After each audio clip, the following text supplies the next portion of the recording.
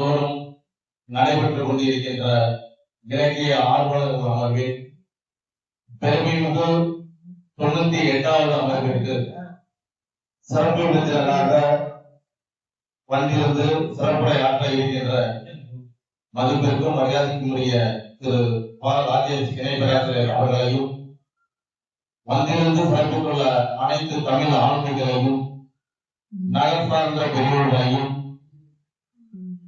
உங்கள் அனைவரையும் வருக வருக என்று வரவேற்று, பொதுவாக தொடக்க காலகட்டத்தில் 2000 ஆண்டுகளுக்கு முன்பே சங்கம் வைத்து தமிழ் வளர்த்தவர்கள் தமிழர்கள். பிற்காலகட்டத்திலே ஒவ்வொரு கிராமங்களிலும் ஒவ்வொரு நூலகத்தின் வாயிலாகவும் பல ஆராய்ச்சி நிறுவனம் வாயிலாக தமிழை வளர்த்து கொண்டிருக்கிறோம் தமிழர்கள். அந்த அடிப்படையிலே பல்வேறு சார்ந்தவர்கள் மக்கள்லாம் இந்த வாத்தார வட்டத்திலே பேசியதாக எனக்கு செய்திகள் கிடைத்தது. அதன் அடிப்படையில் என்னை நீங்கள் அழைத்ததற்கு நான் மனமார்ந்த நன்றியை உரித்தாக்கிக் கொள்கிறேன். அப்போ தலைவர் அவர்கள் தொடர்பு கொண்ட பொழுது ஏற்கனவே கவிதைகள் திறனாய்வுகள் பற்றி எல்லாம் இந்த வாசர வட்டத்தில் அதிக அளவு சொற்பொழிவு நிகழ்த்தி கொண்டிருக்கிறார்கள். எனவே கொஞ்சம் வித்தியாசமா ஏதாவது பண்ண நல்லா இருக்கணும். ஒரு நாளுக்கு முன்னாடி தான் சொன்னாங்க.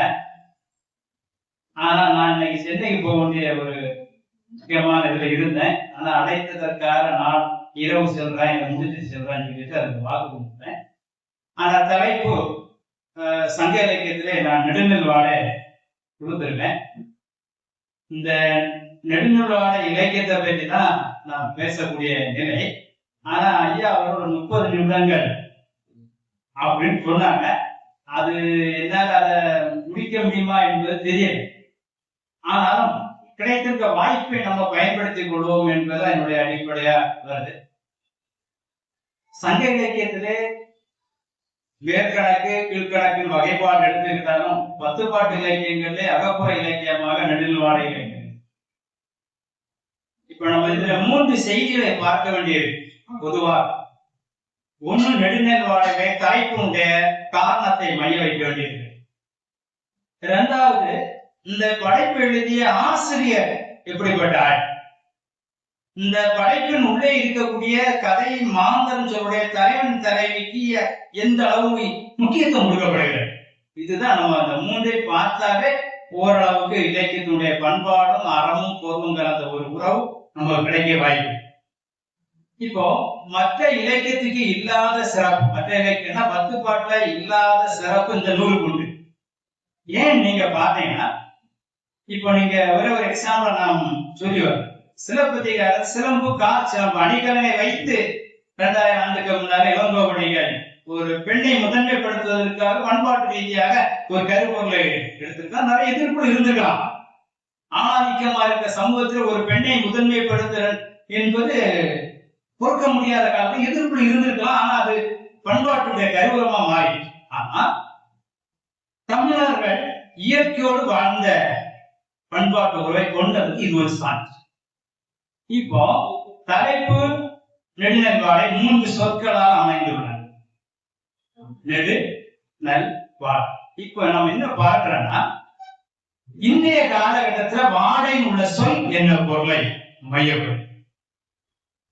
தற்பொழுது நம்ம வாழைன்னு சொன்னா நான் கொஞ்சம் ஆங்கிலத்தை கலந்து வரோம். அப்பதான் அவங்க நம்ம போச எடுக்க முடியும்.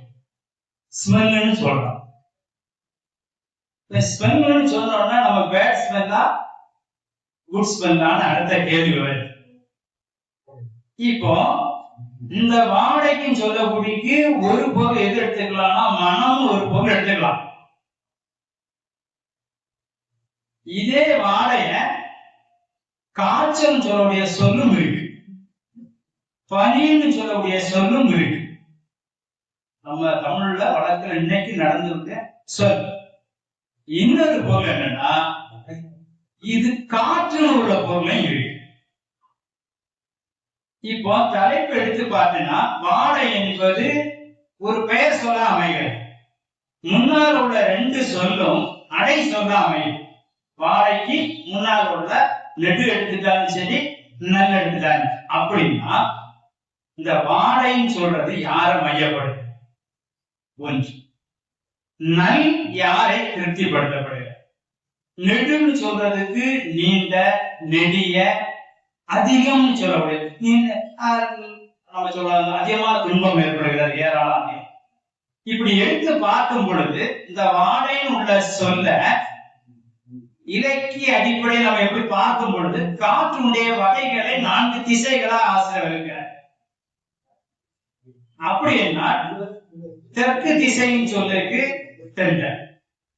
தென்றலுக்கு பொருளை நம்ம கொஞ்சம் விரிவா கொண்டு போனா எப்படி எடுக்கிறான்னா இனிமையான காற்று என்பது பொருள். தென்றலுக்கு அப்படியே கொஞ்சம் இனிமை கிடைக்கக்கூடிய காற்று. அடுத்து பாத்தீங்கன்னா கிழக்கு திசையில வரக்கூடியதுக்கு கொண்கள் சொல்லலாம். இப்போ கொண்களுக்கு என்ன பாத்தீங்கன்னா கிழக்கு திசையில இருந்து வரனா கொஞ்சம் மேக காற்று கிடைக்கும்னு சொல்றோம். மூன்றாவது மேற்கு திசையில இருந்து வரக்கூடியதுக்கு குடகுன்னு சொல்றோம்.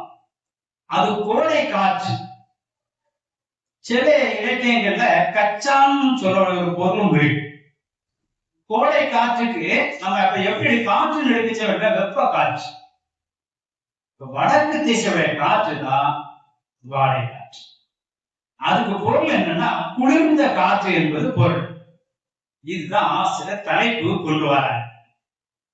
இப்போ இந்த நிகழ்வு நம்ம எடுத்து பார்த்தீங்கன்னா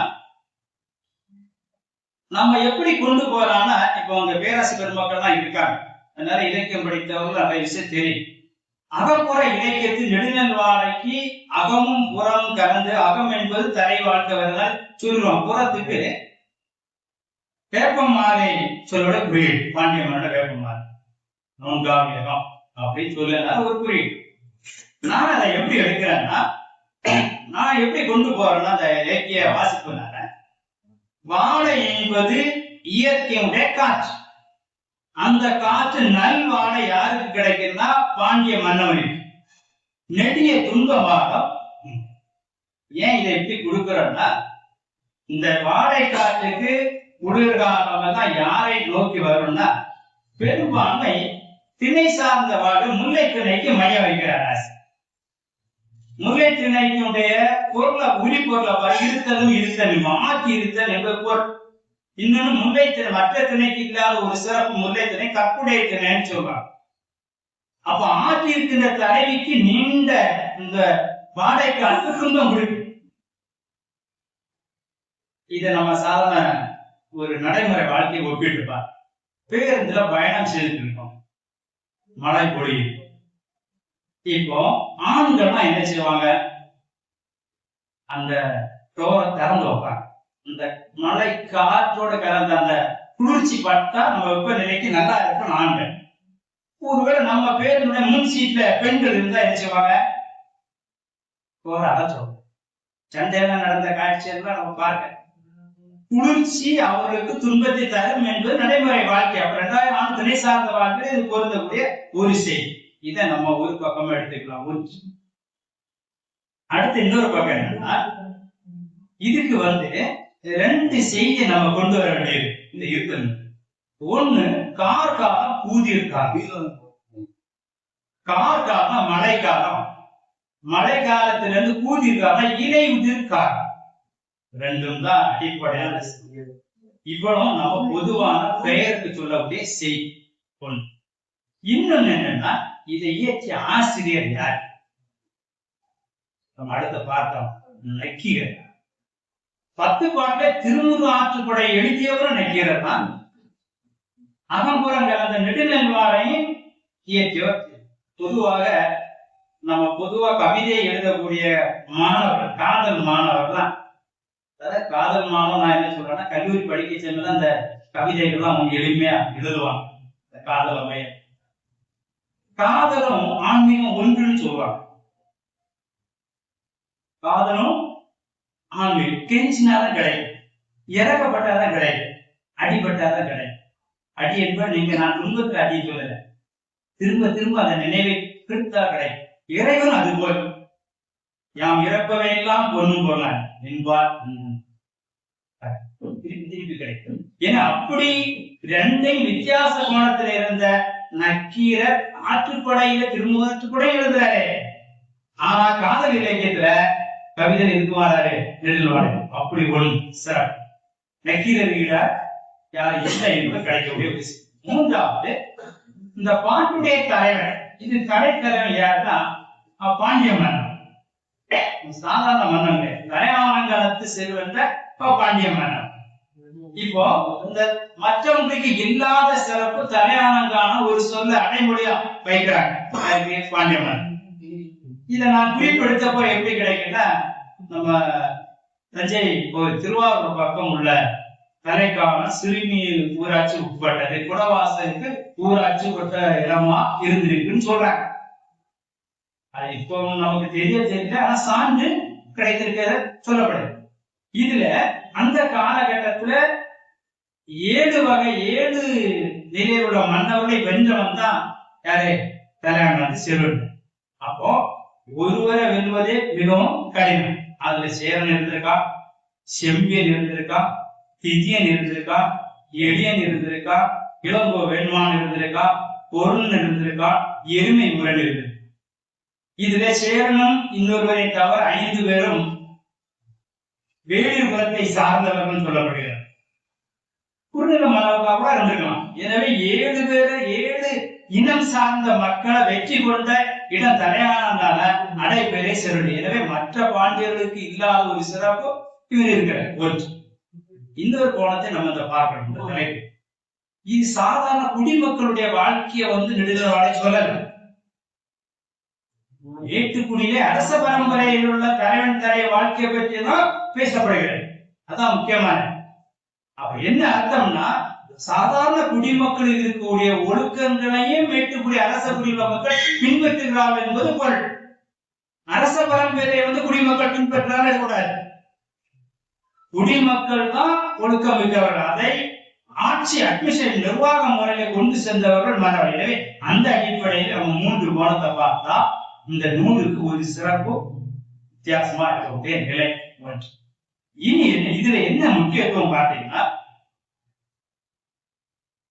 இந்த கோவலனும் காவலனும் ஒரு திரைப்படமா எடுக்கணும்.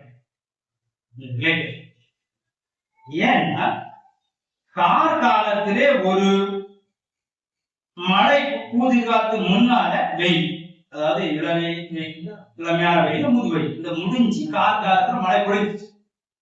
திடீர்னு நம்ம கோடை காலம் முடிஞ்சு மழை பொழியதான் என்ன ஆகும்? செம்மண் நிலமை தான் தண்ணி எல்லாம் புத்தம் புதுசா போகும்.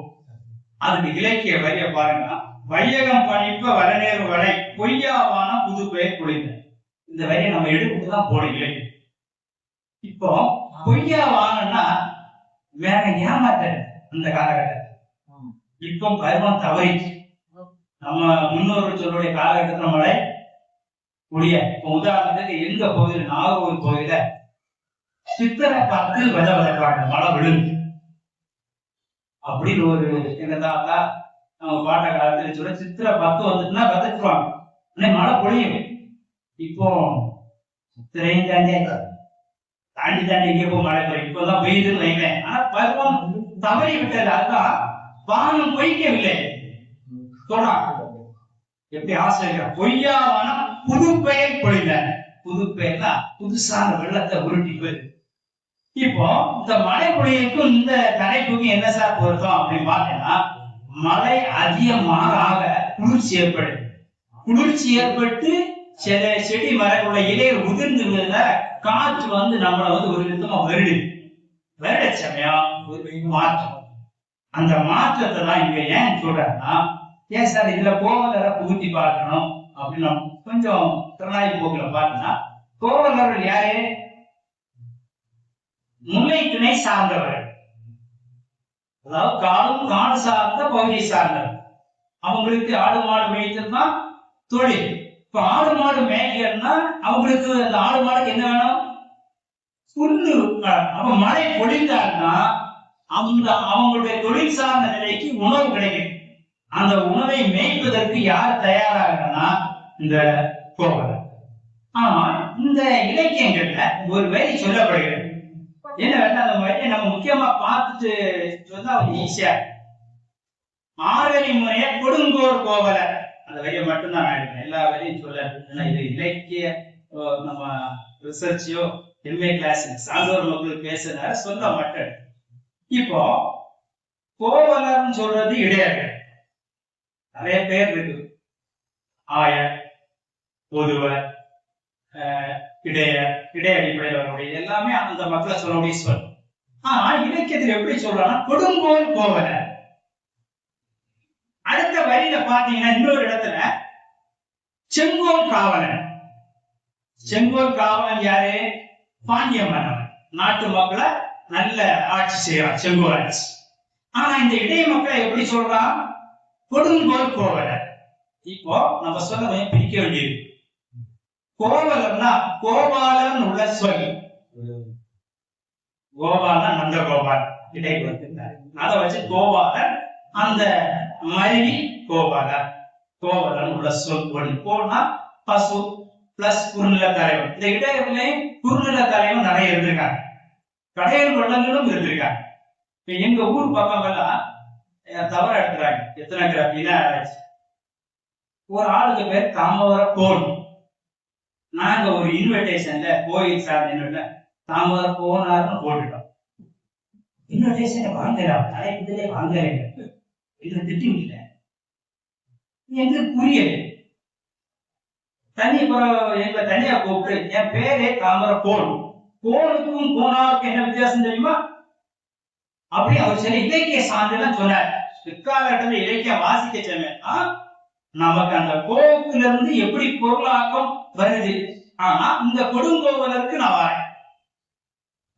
சங்க இலக்கியத்திலே கலித்தொகை அறநெறி ஆயர்னு சொல்றோம்.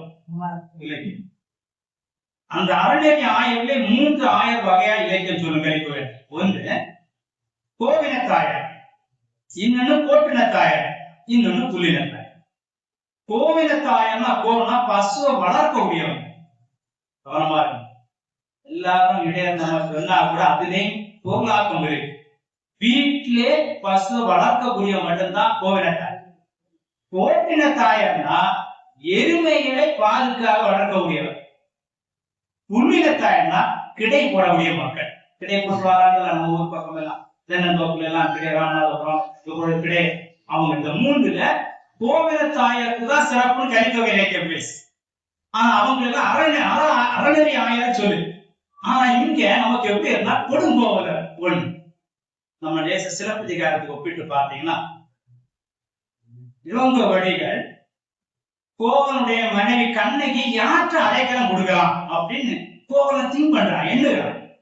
எங்க சோழ நாட்டுல இருந்து பாண்டிய நாட்டுக்கு போறா, இன்னொரு நாட்டுக்கு போயிடலாம். நம்ம நாடு தான் எடுக்கணும், மாநிலமா இருந்தாலும் நாடு தான் எடுக்கணும். ஏன்னா மலையாளிகள்லாம் என்கிட்டே கேட்பாங்க, எந்த ஸ்தலம் இடம் கேட்பா, உங்களுடைய நாடு என்ன?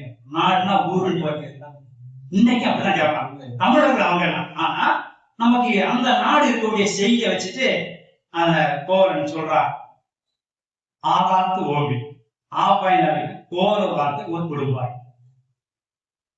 இதுக்கு இளங்கோடிகள் பிளஸ் உரையாசை என்ன சொல்றாங்கன்னா, ஆனா பசு, பசுல இருந்து கிடைக்கக்கூடிய பால், தயிர், மோர் போன்ற பொருட்களை விற்று பிளஸ் அந்த ஆடுகளை வளர்த்து அறநெறி அவங்ககிட்ட இருக்கிறதுனால கொடுமை செய்ய மாட்டாங்க, கொடும்பாய் துரோகம் செய்ய மாட்டாங்க. எனவே அவங்ககிட்ட அடைக்கிற மனைவியை விட்டுட்டு போறதுனால எந்த தவறும் வராது என்பது 2000 ஆண்டு இளங்கோடிகள் சொல்றான். அப்ப அங்கேயும் நமக்கு அறநெறி தான் கிடைக்கும். ஆனா இங்க கொடுங்கோல் கோவல. ஆனா அப்படி சொல்லியிருந்தா கூட பரவாயில்ல, ஏதோ ஒண்ணு இருக்குன்னு நம்ம நினைச்சு போனா அடுத்த செய்தியில போற சமயம் செங்கோல் காவலன். பாண்டிய மன்னவருக்கு அடை சொல் எது வருது? செங்கோல், செம்மையான ஆட்சி செய்யக்கூடிய தலைவன். ஆனா இந்த நெடுநெல்வாடைக்கு அடைத்தலைமை யாரை வச்சுதான் இயங்குதுன்னு பார்த்தீங்கன்னா இந்த இடைக்குல மக்களை வச்சுதான் இந்த 158 வரியும் இயங்குது. ஏன்னா வாடகை காற்று அவங்க எப்படி ஆரம்பிக்கப்படுகிறது என்பது. இதுக்கு என்ன சொல்றாருன்னா உரையாசிரியர் பிளஸ் நக்கீரர் என்ன சொல்றாருன்னா, இந்த இடையெல்லாம் மேய்க்க போறது பாத்தீங்கன்னா ஒரு கோல் வருது உயரமா. திடீர்னு இந்த கிடைக்கக்கூடிய மக்களும் வரிசை ஆடு மணி மேய்ச்சிட்டு போவாங்க பசு எல்லாம். பக்கத்துல நாய் இல்ல மிருகங்கள் வந்து கடிக்க வேட்டை நாய். உடனே அந்த கோலை வச்சுட்டு அது ஒரு விதத்துல கொடுங்கோல். யாருக்கு கொடுங்கோல்? பிற விலங்கினங்களுக்கு துன்பம் முடிக்கும். ஆனா அந்த கொடுங்கோல் எதா மாறுது? தன்னுடைய விலங்கினங்களை பாதுகாக்கிறதுனால செங்கோலா மாறுது ஒரு காட்சி. இன்னொன்னு, அந்த ஆடு மாடுகளுக்கு உணவு தேவைப்படும். மரக்கிளைகள் எல்லாம் அந்த கை உந்தி அந்த ஆடு மாடு அந்த ஆடுகள் உணவு எதிர்பார்க்கும்.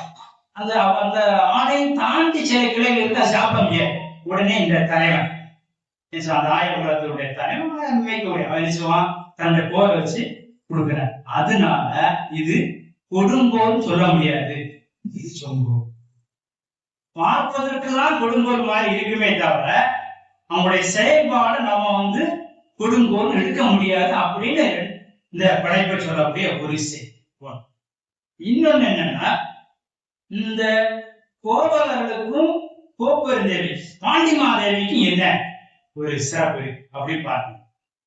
இப்ப இங்கதான் நம்ம பார்க்க வேண்டியது, இந்த இலக்கியம் கற்பு சார்ந்த இலக்கியம். நம்ம காதல பொதுவா நம்ம பேச்சு வழக்கில் எப்படின்னா காதல்லாம் களவு காரணம்னு சொல்லுவோம் திருமணத்துக்கு முன்னாடி. ஆனா காதலே எங்க இருக்குன்னு சொல்றாங்கன்னா கற்பு காலத்துலாம் இருக்குன்னு சொல்றாங்க. திருவள்ளுவரே சொல்றாரு கடைசி செய்யுள்ள கூட, ஊடல் காமத்துக்கு இன்பம், அத்தி இன்பம் கூடி மேய்ந்தவர். இதுக்கும் அதுக்கும் பொருத்தம் இருக்கு. என்ன பாத்தீங்கன்னா, வாடை உள்ள சொல் அந்த காலகட்டத்துல குளிர்ந்த காற்று, இன்னைக்கு வாடைன்னா மோசமான ஸ்மெல். காமம் அந்த காலகட்டத்துல அன்புக்கு ஈடான சொல், இன்னைக்கு காமம்னா பொருள் சொற்பொருள் மாற்றம், செமண்டிக்ஸ் சொல்றாங்க, பொருள் மாறி. ஆனா அங்க கூட சிறு சண்டைக்கு முன்னோடிதான் அன்புன்னு சொல்றாங்க வள்ளுவர். அப்போ இந்த அன்பு எங்க பிரியுதுன்னா, அந்த காலத்துல ரெண்டே ஒண்ணு, பொருளுக்காக தலைவன் போவான், போருக்காக போவான். நமக்கு வரக்கூடிய பாண்டியவன் எங்க போயிருக்கான்? போர்க்களத்துக்கு போயிருக்கான். இப்போ போர்க்களத்துக்கு போறாங்க. ஏன் அவரை பற்றி கவலைப்படணுமா? தரங்க. ஏன் மன்னவனுக்கு தொழில் என்னதான்? போர் தொழில் தானே. போர் தொழில் தெரிஞ்சுதானே தலைவி தலைவனை திருமணம் செய்திருக்காங்க. அதனால புதிய நடைமுறை ஒண்ணு கிடையாது. ஆனா அவ சும்மாதான் இருந்தா. இந்த வாடை காற்று வந்ததுனாலதான் அவ யாரும் நினைக்கிறா? தன்னுடைய தலைவனை நினைக்கிறான். நாம் தலைவனோடு எப்படி மகிழ்ச்சியா இருந்தோம், இந்த வாடை காற்று நம்மளை துன்பப்படுத்த போர்க்களத்துடைய தலைவனை நினைக்கிறான். அதுதான் காலம். நம்ம நினைக்க களவு காலம் அல்ல ஒண்ணு. இன்னொன்னு, இதுக்கு நம்ம இன்னொரு முக்கியமான செய்தி கொண்டு வரோம். இந்த நெடுந்தல் வாடை இலக்கியம்னு சொல்றதை விட புனேயா ஓவியம் சொன்னா சிறப்பான. இதுதான் பாண்டிமாதேவி முக்கியமான. புனேயா ஓவியம் கடுப்ப. ஏன் புனேயா ஓவியம்? ஓவியனாலே புனைந்து அழகு கொடுக்க, பெண்ணாலே அழகு. ஆனா அந்த அழகு எங்க போயிட்டு, தலைவன் இல்லாதனால தான் அடிகாரன் எல்லாம் விலைக்கு போன சாந்த கொண்டு வர ஆசை. ஒரு வித்தியாசமான ஒரு பெண்மணியை சுட்டிக்காரு. இன்னைக்கு நம்ம அப்படியே எதிர்பார்த்தா கொஞ்சம் கஷ்டம். கணவன் வெளியூருக்கு போயிருக்கா, ரொம்ப துன்பத்திலே இருக்காங்க, தலைவியெல்லாம் போ இருந்து அந்த உலகத்தை என்ன சாதிச்சுலாம் இல்லாத 10-15 அணிகளை அதிகமா அழகுபடுத்தி நிறைய புனைவியல் போலெல்லாம் எங்க விலைக்கு வாங்கிட்டு வந்து நடவண்டியா தெரிந்த பெண்மணி ஆட்டோ பிடிச்சிட்டு உலகம் சுற்றி வரக்கூடிய காட்சி. ஆனா 2000 ஆண்டுக்கு முன்னாலே பெண்ணினம் எப்படி இருந்திருக்கிறது, இதை வேண்டாம் ஒரு பெண்ணியவாதி வேணா இதை மறக்கலாம். இது அடிமையா இருக்கிற மாதிரியும் எதிர்த்து பேசாத கூட நினைக்கலாம். ஆனா தமிழ் பண்பாட்டு மரபிலே ஒரு தலைவன் போர்க்களத்திலே இருக்கிறான்.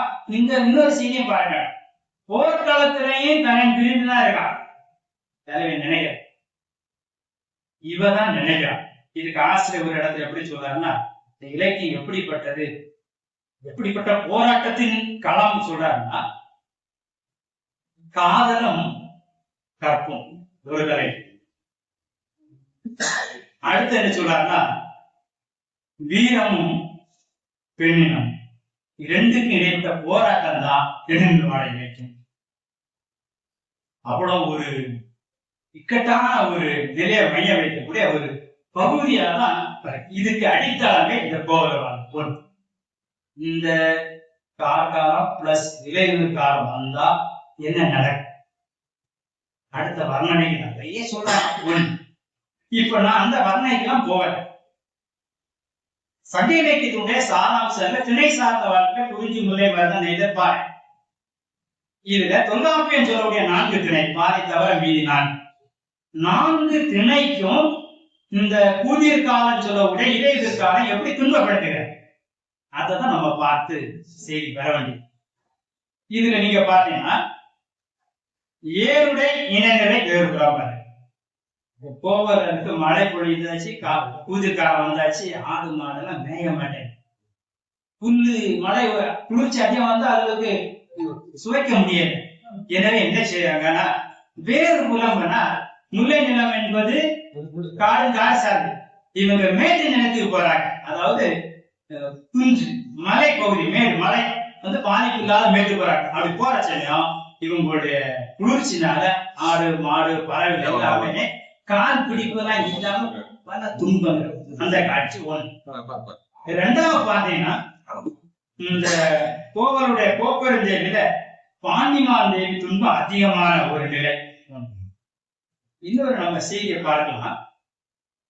இந்த 2ல வரக்கூடிய கோவலர்களுக்கும் கோவலர் பிளஸ் பாண்டிமாதேவிக்கும் ஒரு பொருத்தமான ஒரு தலைப்புன்னா பாண்டியமான எடுத்துக்கலாம். 3 பேர் இவங்க 3 கற்புடைய திறமை வாய்ந்தவர் சொல்லலாம். ஏன் சார் அப்படின்னு கேட்கணும். ஏன்னா கற்பனைப்படுவது சொல் திறமா. கற்புக்கு முதுமொழி காட்சி என்ன விளக்கம் வைக்கணும்னா உடல் ரீதியா சொல்ல கற்பனைப்படுவது சொல் திறமாமை. சொல் மாதிக்கனா நீ கற்பு இல்லாத அர்த்தம். அதனாலதான் நம்ம கிராமங்கள்ல வாக்கு சுத்தம் இருக்கா, நாக்கு சுத்தம் இருக்கா, மானம் கட்டவன இந்த வார்த்தையெல்லாம் எங்கிருந்து வரும்னா இவன் சொல்ல சிரிப்பணும். அந்த பாரதி 2 கட்சியும் பொதுவு வைப்போம். ஏன் பெண்ணினத்துக்கு மட்டும் நீ கற்பு பாக்குற, ஆணுக்கு இல்லையா? அப்ப இங்க இலக்கியத்துல ஏன் இந்த 3 சான்று நான் சொல்றேன்னா கற்புக்கு கோவலரும் கற்புடைய சொல்ல மாட்ட மாட்டேன். பாண்டிய மன்னவனும் சொல்லுக்கு காக்காலம் வந்தாலும் தலையை தேடி வருகிறான். பாண்டிமாதேவி தலை வருவான் அப்படின்னு எங்க கிடைக்குன்னா பணிப்பெண்கள். பாண்டிமாதேவிக்கு கூட யாருக்காங்க பணிப்பெண்கள் சொல்றாங்க இன்னே வருது. கவலைப்படாது, அவன் போய் தொலைய மாட்டான். எப்படி இன்னே வருவான்னு சொல்லனா அது எங்க போய் சொல்றாங்கன்னா கொற்றவை வழிபாடு. இது முக்கியமா நான் ஏற்கனவே உங்களுக்கு சொல்லியிருந்தேன். இந்த காதல், கற்பு, வீரம், பெண்ணன் எல்லாம் இன்மை வாழ்வு என்பது பொருள். இந்த காலத்துடைய வாழ்வு கொற்றவை வழிபாடு வரச்சமயம், இறை வழிபாடு வரச்சமயம் இறந்த பின் மோட்சம் அடைந்த நிலை. அதனாலதான் திருக்குறளோட அறத்துப்பால், பொறுப்பால், காமத்துப்பால் இந்த 3 இருந்தா மோட்சம் அடையலாம். வீடுக்கு நன்னூறு அறம்பொருள் நாற்பொருள் பயணி. ஒரு இலக்கியமோ ஒரு இலக்கணமோ படிச்சா இங்க போயிடலாம், மோட்சத்துக்கு போயிடலாம். நீங்களும் போயிடலாம், நானும் போயிடலாம், கேட்டுட்டே போயிடலாம். இலக்கியத்தை கேட்டாலே அறம்பொருள் இன்பம். இந்த 3 இருந்தா இயல்பாவே அந்த மனிதர் எங்க போயிடலாம், வீடு இருக்கா இல்லையா என்பது அடுத்த கேள்வி. மோட்சம் இருக்கா, வீடு பேர் இருக்கா அப்படின்னு நம்ம அதை ஆராய்ச்சிக்குரியது. ஆனா இருக்குன்னு சொல்லி சமூகத்தை அவ்வளவு செய்யாம இருக்கு. ஒரு நீதியை கையில வச்சிருக்கு. இல்லைன்னு அவ்வளவு மரணத்துக்கு முன்னாலே அழிச்சிட்டு போயிடுவாங்க. ஆனா ஒண்ணு இருக்கு என்பதை இந்த உலகம் நம்பப்படுகிறது, அதை இலக்கியம் சொல்லப்படுகிறது. எனவே அந்த அறநெறி கோட்பாடு இந்த கற்புடைய செய்தி இங்க நம்ம சொல்லப்படுகிறது. அப்போ குறிஞ்சி நிலத்திற்கு இந்த கூதிர் காலம் எப்படி துன்பப்படுத்துகிறது அப்படி நீங்க பாருங்க. ஒரே ஒரு வரியை சொல்லுங்க. குண்டு குளிர்ப்பன கூதிர்ப்பானார். குண்டுன்னா மலையை அசைக்குது. குளிர் மலையே மாமலை அதை அசைக்க முடியுமா? கம்பன் அசைக்க முடியல, ராமன் அசைக்க முடியல. எல்லா படைப்புகளையும் மலை ஒரு முக்கியமான மலையே அசைதான். இதனால இந்த வாழை காற்று, வடக்கு தேசோட காற்றை அசைக்கனால அது சொல்றான் குண்டு குளிர்ப்பன கூதிர்ப்பானார். இது திணைகள்னா குறிஞ்சி திணை. சரி, அங்க வாழை காற்று இவ்வளவு இருக்கு. அப்படின்னா முல்லை துணைக்கு பார்க்கணும்ல. முல்லை துணைக்கு என்ன சொல்றாருன்னா புன்கொடி முசுண்டை. இந்த செடி கொடியினுடைய காட்சி ஆசிரியர் மையம் வைக்கக்கூடிய நிலையை சொல்ற, அதுவும் குளிர்ச்சியுடைய துன்பம். மூன்றாவது பாத்தீங்கன்னா நமக்கு மருதத்திணை. மருதத்திணைக்கு எது சொல்றாருன்னா வயலும் கமுகும், கமுக மரம், பாக்கு மரம்னு சொல்லுவாங்க. இங்க எப்படி எந்த பேரு தெரியல, பாக்குதானா? அங்க எங்க இடத்துல கமுக மரம்னு சொல்லுவாங்க. ஆனா இலக்கியத்துல அந்த வரி வருது. ஏன்னா முழு முதற் கமுகின் மணியுடன் இருந்த கடைசி குளிர் வீழ்ச்சினைய குளிர் துளிக்கும். இதுல ஒரு 2 பேர் சொல்ல நம்ம எடுத்து பார்க்க. இந்த குளிர் துளிக்குங்க, இப்போ இந்த டிரைப்ஸ் மலைவாழ் மக்கள் நம்ம ஊர்ல நாடோடியா தங்குவாங்க. என்ன சொல்லுவோம், இந்த பாய் எல்லாம் எடுத்துட்டு குழந்தை குட்டிகளோட எங்க பொது வழியில தங்குவாங்கல்ல, அந்த மக்களை நம்ம எப்படி சொல்லுவோம்? நாடோடி இலக்கியம் சார்ந்த பேரு. எங்க ஊர்ல குழுவ கூட்டம் போகுது அப்படின்னு தப்பா எடுத்தாங்க. அவங்க எப்படி சொல்லுவாங்க? குழுவ கூட்டம் போகுது. நானும் ஒரு காலகட்டத்தில் என்ன குழுவ கூட்டம் சொல்ல ஒரு நக்கல் பெயர் மாதிரி இருந்தது. ஆனா இலக்கிய வரி குழுன்னா கூட்டமாக செஞ்சது. அவங்க 25 பேர் சேர்ந்து போகும், யாரும் தொடர முடியாது. ஊசிப்பாங்க, பாசிப்பாங்க, அவங்களுக்கும் ஒரு கற்பம் தொல்குடியா இருக்கு. அத குழுவ கூட்டம். அந்த வரி சங்க இலக்கியத்துல குழு துளி தூங்க, கூட்டமாக மழை பெய்ததால அந்த துளி பாக்கு மரத்திலையும் கம்பு மரத்திலையும் இந்த வயலுடைய நெல்லிலையும் ஒட்டி போனா விழுது. அந்த கார்காலத்து குதிரனுடைய நிலையை சொல்றான். அவ்வளவு. அப்ப என்ன அர்த்தம்னா, கம்பம் பாக்கு மரத்துடைய பாக்கு விதைகளோ காய்களையோ நெற்கதிர்களோ வளர்ச்சி பெற முடியாத அளவுக்கு வாழை காத்திருக்கு. அதுதான் மருதநலத்துல சொல்ற. அவ்வளவு துன்பம் தரக்கூடிய காற்று, சாதாரண காற்று கிடையாது. அடுத்த பாருங்க, நெய்த நிலத்துக்கு சொல்றான் அகலின் சிவின் துவலை கற்ப. இந்த துவலை என்ன, சிறு துளி. அங்க யாருக்கு பிரச்சனைனா நெய்த நிலத்துக்கு கொக்குக்கு நாரைக்கு. கொக்கும் நாரையும் பெண்ணும் ஆவோட சேர முடியல, மகிழ்ச்சியா அந்த கிளையில இருக்க முடியல.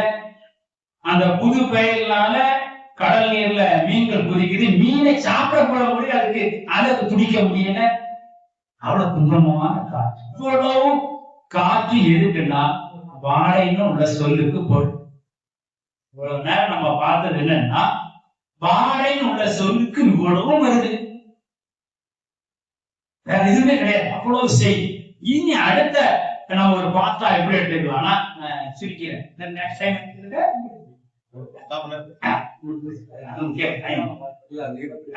இனி என்ன நம்ம தலைப்பு வரணும். சாப்பிட்டு சுந்தரப்பட்ட கிடையாது. ஏன்னா தலைப்பு பாத்தீங்கன்னா நெடுநெல் வாழை. இப்போ முதல்ல உள்ள சொல்லு காமனா வாழை உள்ள சொல்ல பாத்துட்டோம். நெடிய சொல்லுன்னா நெடிய வாழைனால யாருக்கு துன்பம்னா சும்மா இருந்தாலே துன்பம் தான். வேலை செய்யாம தின்னுட்டு வீட்டுல இருந்தாலே என்னதான் துன்பம் தான். அலை பாயும். அப்ப அந்த அலை யாருக்கு பாயும்னா ஒளி.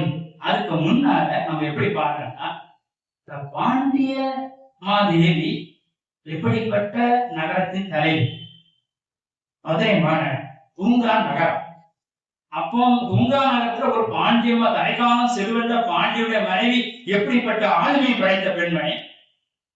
அந்த ஆளுமை உள்ள பெண்மணியே கிடுகிடுங்கிறதுனா அதுக்கு என்னெல்லாம் ஆசை சொல்றாங்க. இதுல சில பண்பாட்டு குறியீடு எல்லாம் வைக்கிறாங்க. நம்ம அந்த அளவுக்கு போனா காலம் மாத்திரம் இருந்தா நம்ம தேவை உள்ளதை மட்டும் நான் உங்கள்கிட்ட பேச. என்னன்னா,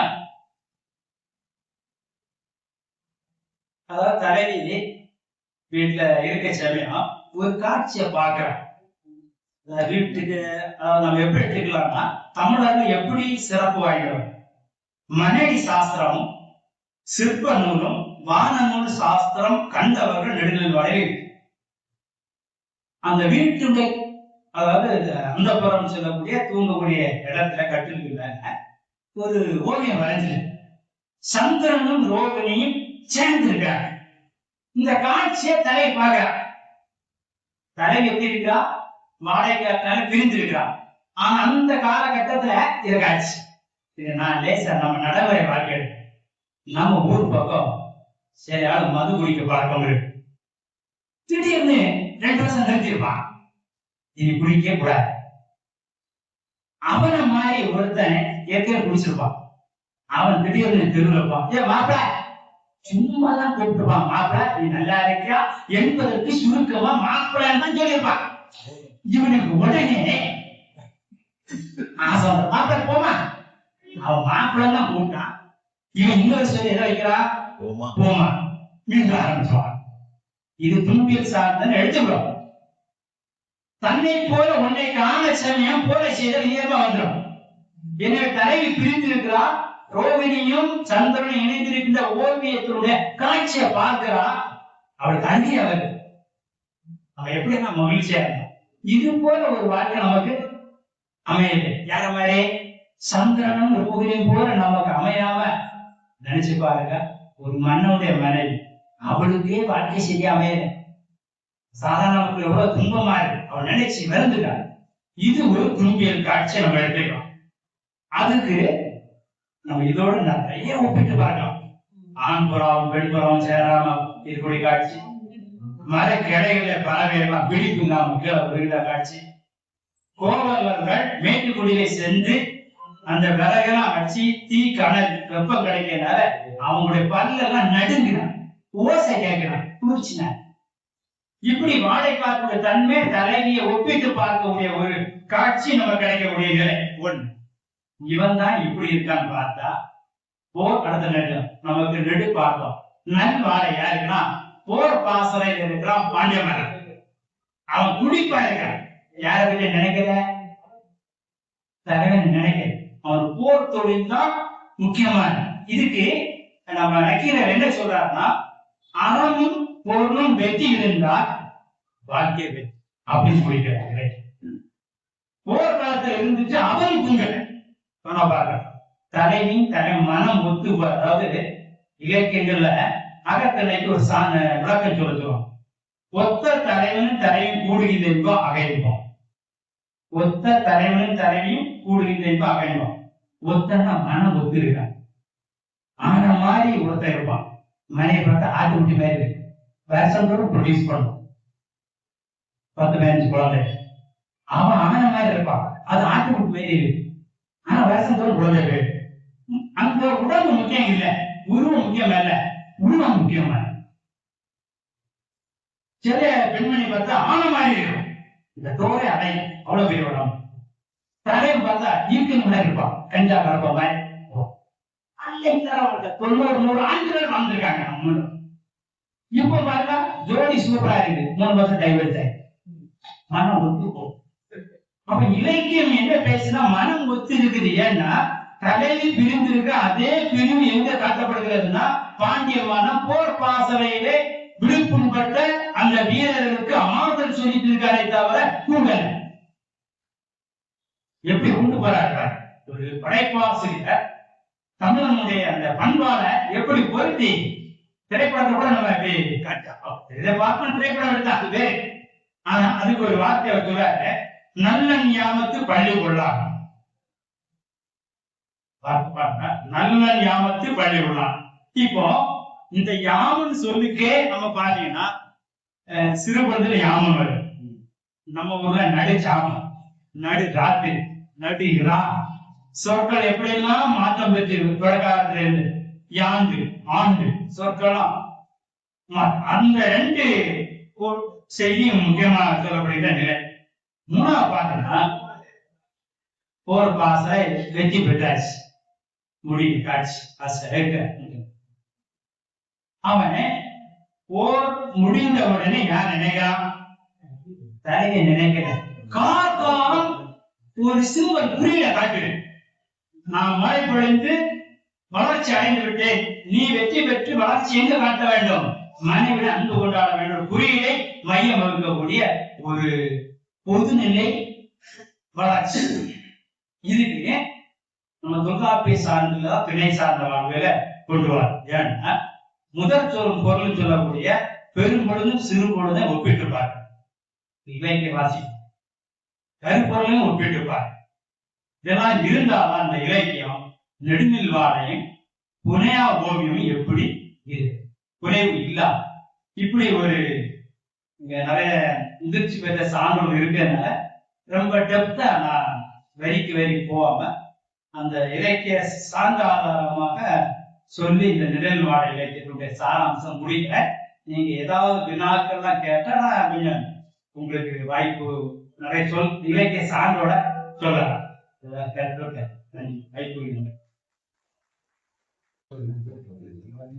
அனைவருக்கும் என்னுடைய அந்த மாலை வணக்கங்களை புலப்படுத்திக் கொள்கிறேன். தமிழ் பல்கலைக்கழகத்தினுடைய மொழிபெயர்ப்பத்தினுடைய பேராசிரியர் மரியாதைக்குரிய ராஜேஷ் அவர்கள் மொழிபெயர்ப்பு திறனாய்வு லிட்டரரி கிரிட்டிக்ஸ் நோக்கிலும் நெடுநல் வாடையை பற்றி இங்கே அழகாக எடுத்துரைத்தார். அவருக்கு என்னுடைய மகிழ்ச்சியை வாழ்த்தையும் இங்கே தெரிவித்துக் கொள்கிறேன். நெடுநல் வாடையை பொறுத்த அளவில் பேசுவதென்றால் எனக்கெல்லாம் கிட்டத்தட்ட 5 மணி நேரம் வேணும். அவ்வளவு விஷயங்கள் உள்ளது நெடுநல் வாடை அப்படின்னு சொல்லணும். இருந்தாலும் நான் இங்கே ஒரு 5 அல்லது 7 நிமிடம் எடுத்துக்கொண்டு நான் நெடுநலை பற்றி ராஜேஷ் அவர்கள் தொடாத சில விஷயங்களும் மட்டும் நான் பகிர்ந்துட்டு விடைபெறலாம் நான் நினைக்கிறேன். பொதுவாக அந்த காலத்துல நக்கீரர் எடுக்காமல் விட்ட ஒரு அற்புத திரைப்படம் அப்படின்னு சொன்னா நெடுநலுடைய சொல்லலாம். 188 வரிகள், 18 சீன் வச்சு ஒரு படம் எடுப்போம்னு சொன்னா இன்றைக்கும் பொருத்தமாக ஓடக்கூடிய ஒரு படம், நல்ல படம் அப்படின்னு சொன்னார். அவர் தலைப்பிலிருந்தே தொடங்கினார், நெடுநல் வாடை அப்படின்னு சொன்னார். இது 2 நிலை இருக்கிறது.